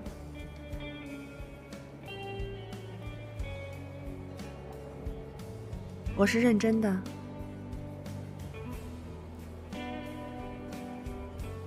我其实早就认识你了，但是你不认识我。我上高中的时候，在杂志上面看过你的报道，就挺喜欢的。后来我就会特意的搜集你的照片啊、视频啊，存在电脑里面，所以我才到咱们公司来应聘。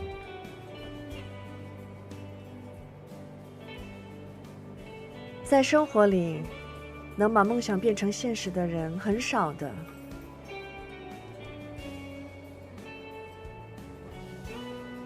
我就想做那种人。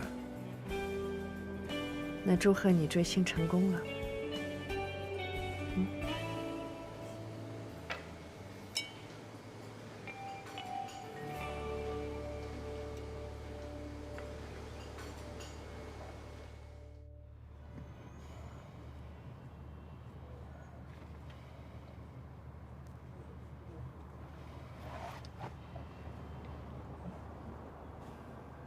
你家住哪儿啊？我今晚上不想回家。你喝多了。喝多了才敢讲真话。那你还有什么真话要跟我说吗？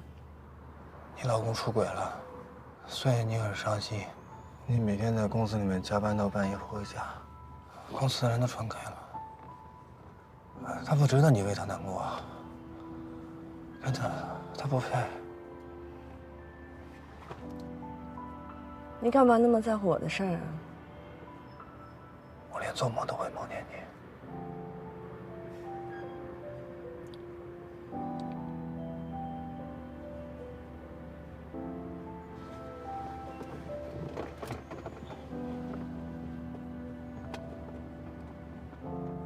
你们永远都无法体会老七第一次亲我的那种感受，那种眩晕感。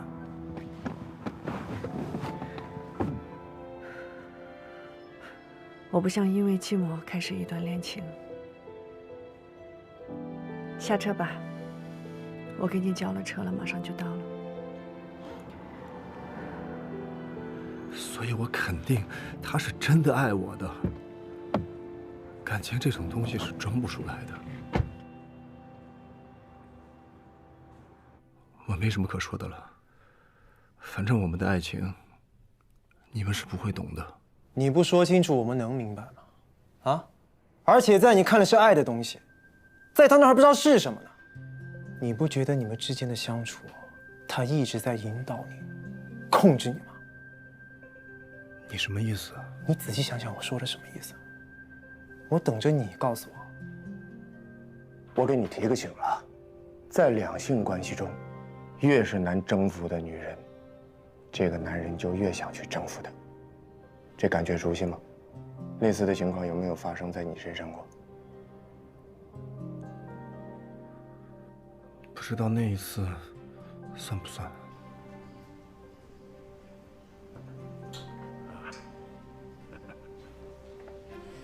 那好啊，陈总，等你从法国回来之后，咱们再聚吧。好嘞，一切顺利啊！走了走了。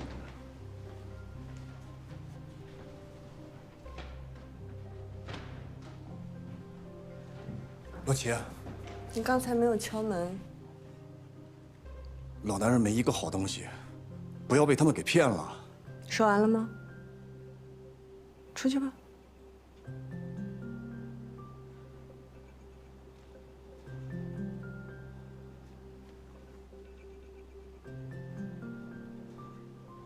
今天晚上6点，马克西姆餐厅。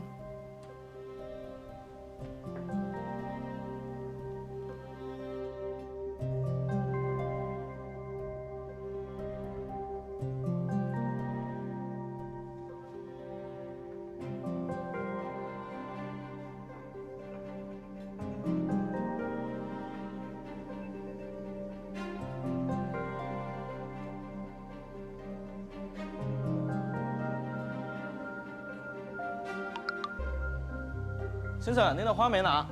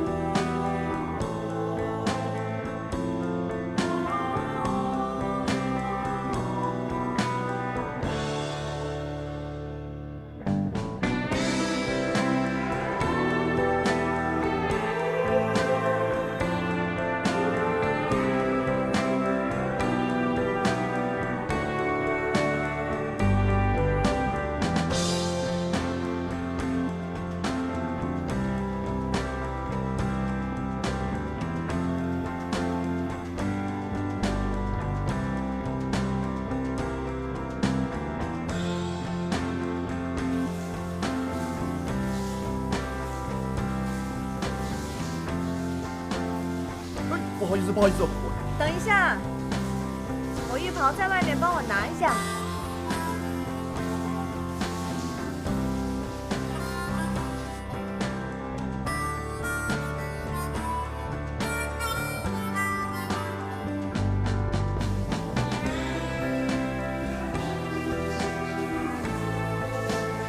哎。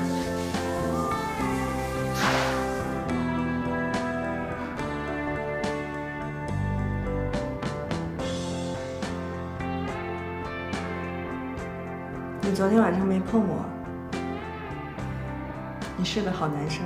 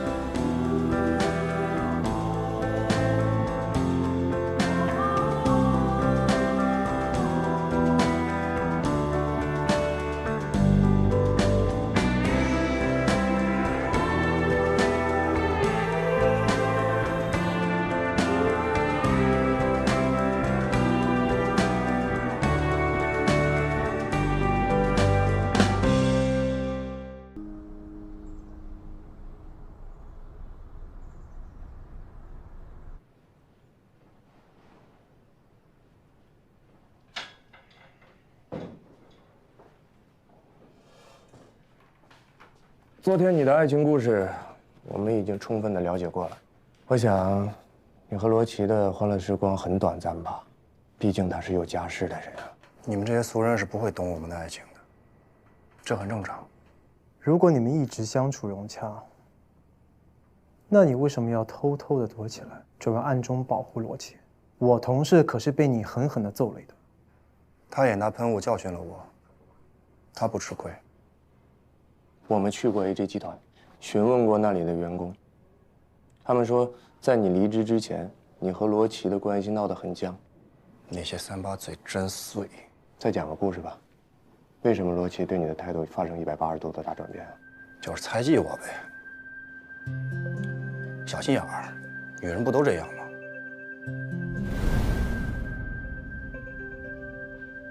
看我还有肱二头肌，你摸一下嘛。哎，可以的。你还有胸肌啊！一会儿我们一起去健身啊。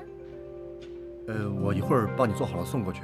当时我们部门新来了一个女同事，我跟她之间真的就是工作上的交流，谁知道罗琦误会了。下班了，要不要一起去健身呀？我今天稍微有点忙，要不改天呗？你说的啊。啊，那我先走啦。你先去吧，拜拜。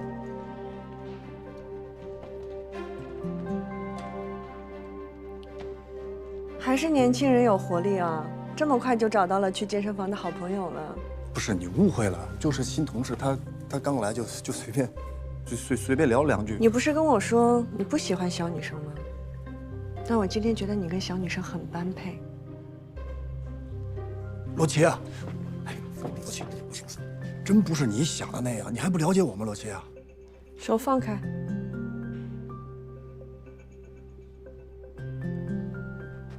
以后叫我罗总。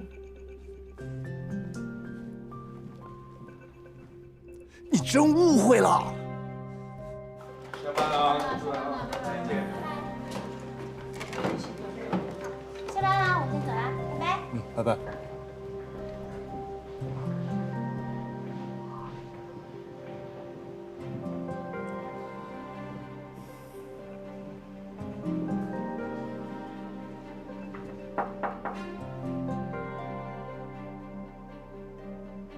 她就是那种女人，前一分钟可以让你上天堂，后一分钟就让你下地狱。你误会我了。那段时间我一直在恨自己，我非常自责，我怎么会把这来之不易的幸福给亲手毁掉了呢？然后呢？你做了什么？为了弥补我的错误，我什么都愿意去做。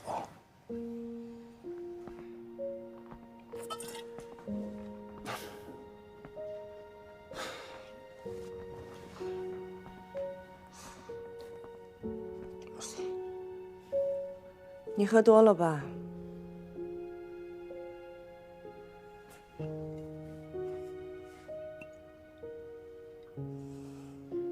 别喝了。你知道我有多难吗？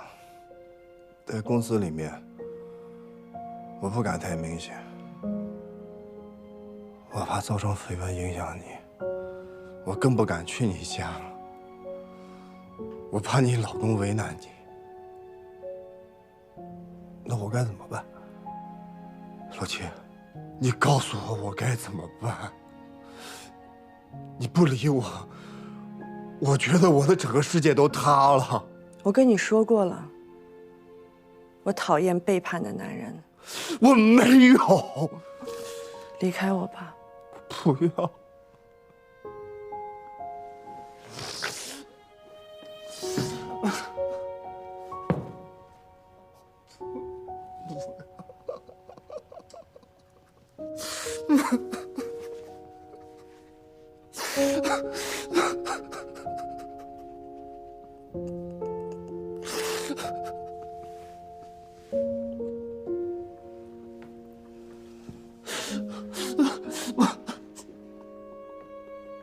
你是真的爱我吗？我爱你。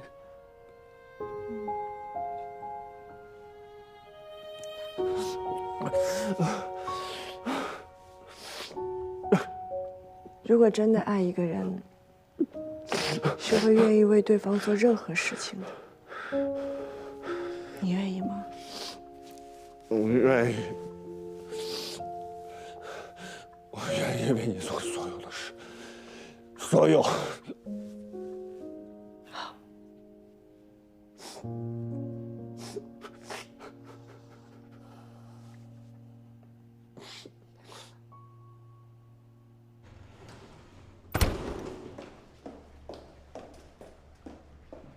硬盘检测结果出来了。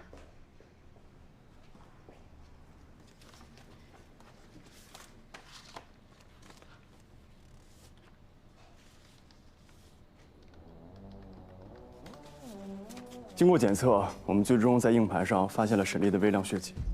很奇怪，他为什么会在硬盘上留下血迹呢？如果我没有猜错的话，张雨晨在自卫的时候不小心弄伤了沈丽，而沈丽呢，用戴着手套的手接触了伤口，然后又接触了硬盘。手套还有硬盘都是深色的，当时又是夜晚，所以沈丽并没有留意到留下来的血迹。所以我们能确认马场的休息室就是第一案发现场。有了这份报告，沈丽就无处可逃了。哦，对了，在碎玻璃上的血迹也证实了，确实是张雨晨的。等一下，这上面为什么有罗琦的血迹？罗琦不是有不在场证明吗？有可能是伪造的。我们正在勘验现场证据，但是数据量太大，需要时间。彪哥让我向您汇报一下。好，用案发现场物证做报告，给林涛、赵副队打打气。收到。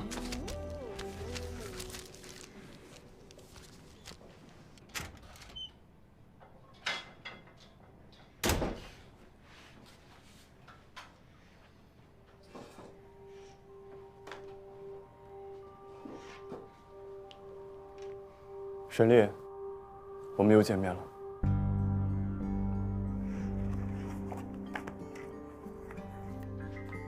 通过这些检验报告，充分可以说明以下事实：第一，我们在马场的监控室的硬盘上发现了你的微量血迹，这也就说明了你销毁了拍下来你罪证的监控，换上了新的硬盘。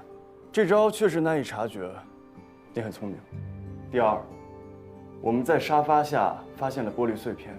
从这些玻璃上检测到了张雨晨还有罗琦的血迹，这就说明了张雨晨在反抗嫌疑人攻击的时候，不小心被玻璃碎片划破了手指，同时嫌疑人也被玻璃碎片划伤了皮肤。嫌疑人也很聪明，将这些玻璃碎片都给扔了，可惜还是遗漏了沙发下面的碎片。第三点，也就是罗琦所谓的不在场证明，我的同事勘验了大量检材。最终在12辆餐车内发现了证据。您好，女士，你的餐到了，进来吧。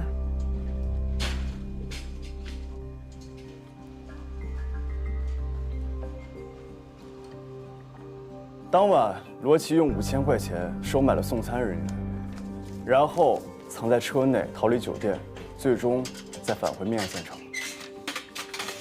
这个餐车托盘下边内侧发现了罗琦的毛发、指纹以及皮肤碎屑。给罗琦送餐的送餐员已经承认了，他帮罗琦做了伪证。人算不如天算，任何犯罪就一定会留下罪证，无一例外。当晚你和罗琦就是在马场的休息室里，也就是第一命案现场，铁证无疑。说吧，沈丽，怎么杀的人，怎么弃的尸，怎么嫁祸给的郑浩，证据都在这儿了，你现在说还不晚。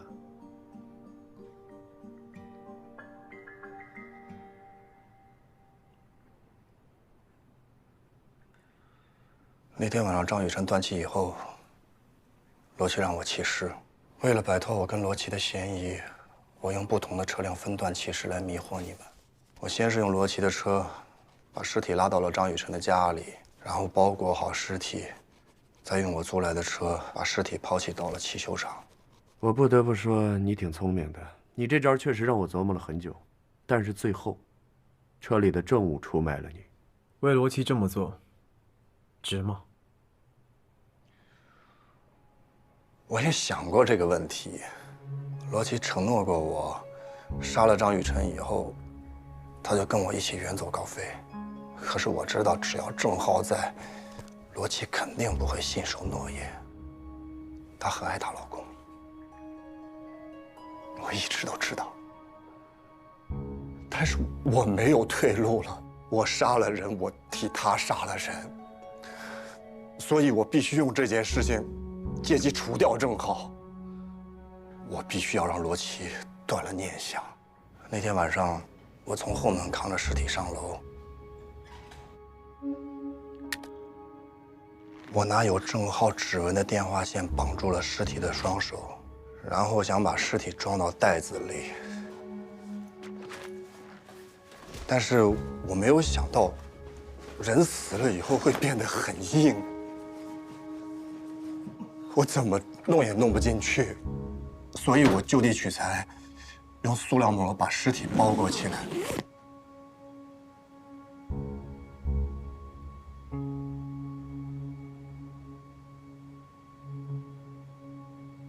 我本来以为自己做的天衣无缝，人算不如天算，还是被你们给逮着了。你们知道吗？如果罗琦信守承诺，早早的跟我一块离开河川，我今天是不会坐在这里的。聊聊罗琦吧，说说你和罗琦是如何对张雨晨行凶的。拿张纸，还有笔，我给你写一个邮箱。那天晚上发生的事情，我都拿针孔摄像机拍下来了，你们看完就知道了发生了什么。拍下罪证，为什么？我爱罗琦，但我又不是个傻子，我当然要留下证据了。我要用这件事情，让他一辈子都离不开我。这是我们2个人的地狱。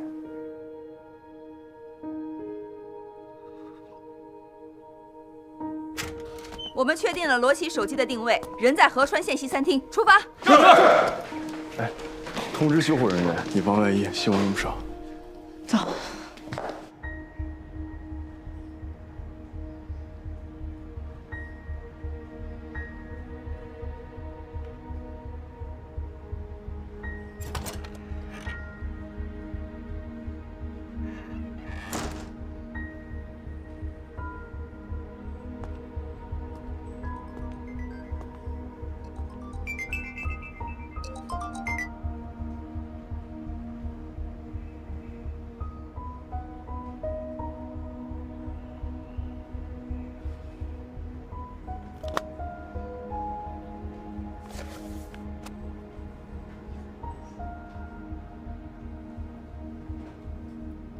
那时候的我比张雨晨更美吧？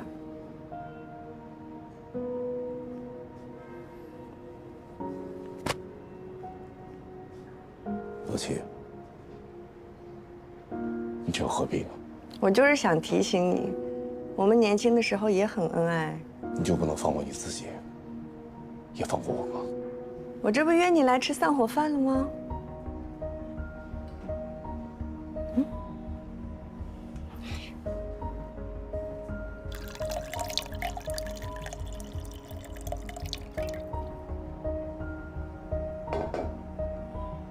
喝完这杯酒，我们一拍两散。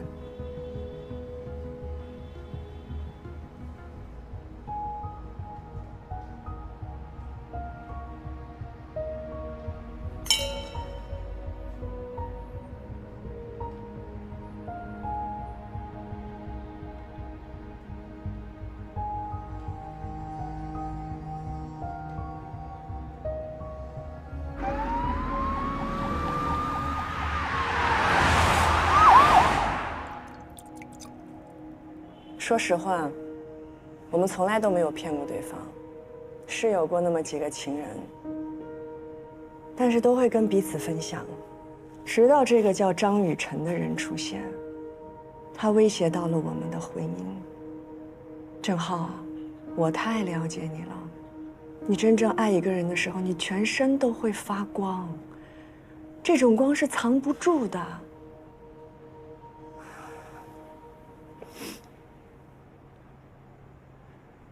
罗琦，我一直想问你个问题，到底是不是你杀的张雨晨？怎么说呢？我没有亲自动手吧，我找了个人帮忙，沈丽。你疯了？你以为你没疯呢？结婚前你答应我的那些，你才是个疯子。我们俩是天生一对啊。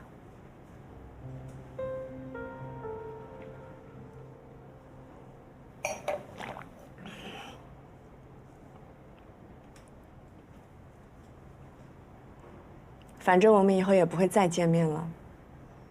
我好久都没有听你给我拉小提琴了，小提琴已经给你准备好了，你就拉一首我最喜欢的《爱的忧伤》。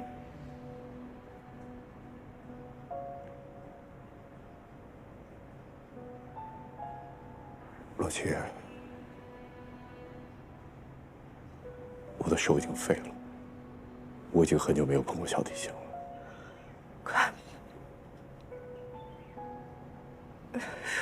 什么时候的事儿？你为什么不跟我说？你有问过我吗？我们曾经过去的生活已经回不去了，难道不是吗？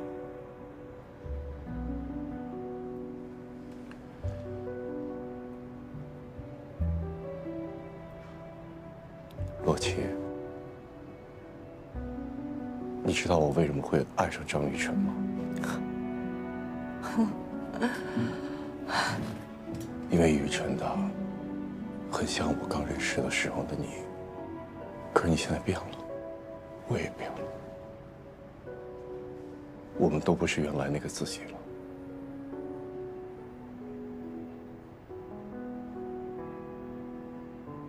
洛奇，我爱你了。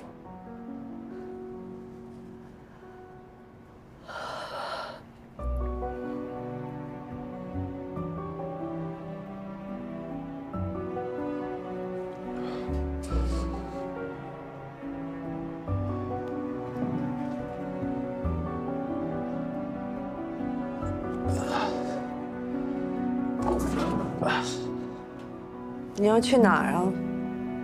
你在酒里放了什么？没有什么，我只是想陪你走到人生的尽头。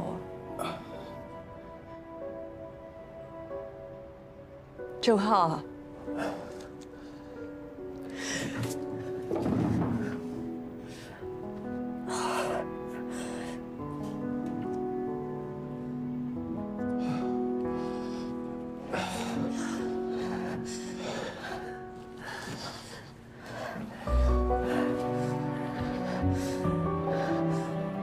我们结婚的时候发过誓的，谁也不能离开对方。你不爱我了，但是我还爱你。你放开我！放开我！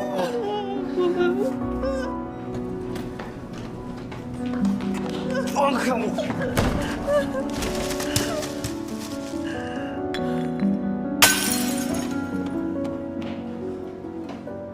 叫救护车！是。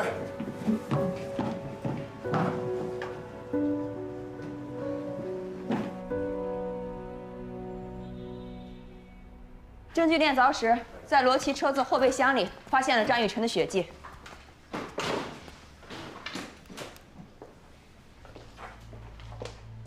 坐。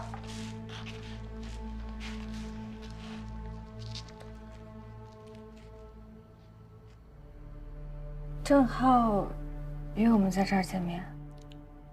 他差不多10分钟之后就到吧。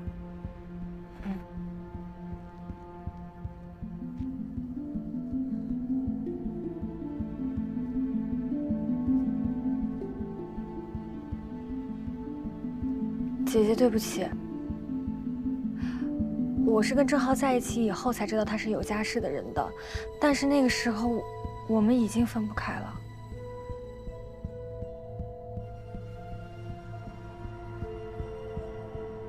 也不能完全是你的错了。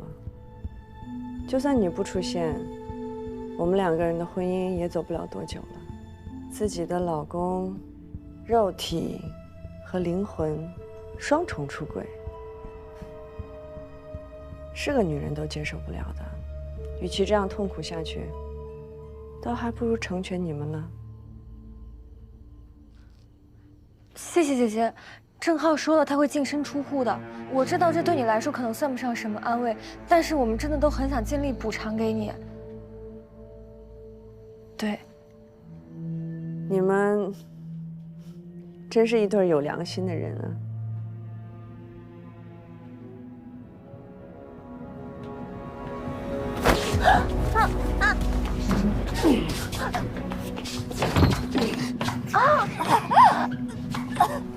你别反抗了，我今天就没有打算让你从这个房间里出去。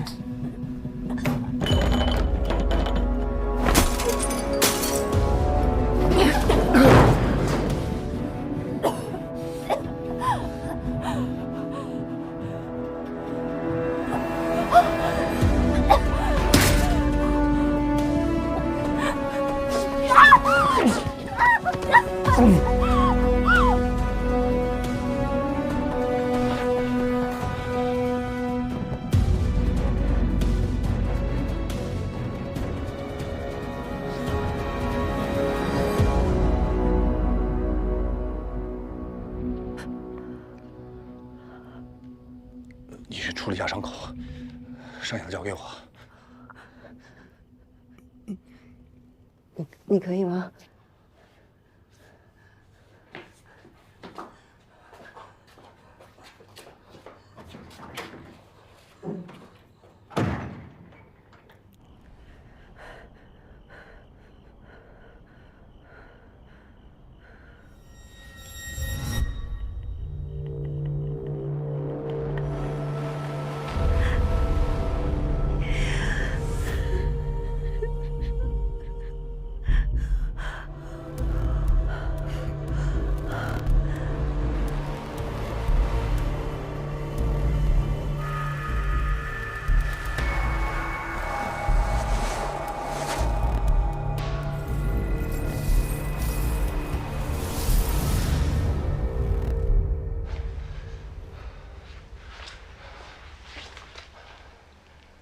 原来是罗琦把张雨晨引到了马场。从张雨晨通话记录上来看，并没有发现罗琦的电话号码，所以有可能是罗琦用了郑浩的电话约他出来见面。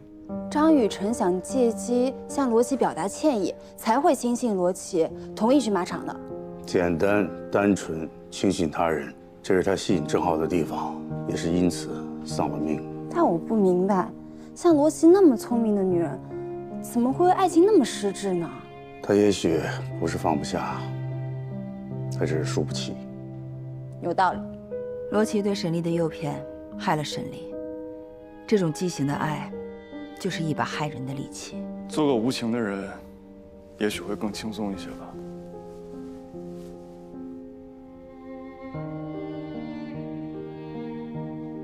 罗琦醒来之后会得到应有的法律制裁，郑浩醒来以后托安然把相册交给张雨晨的母亲。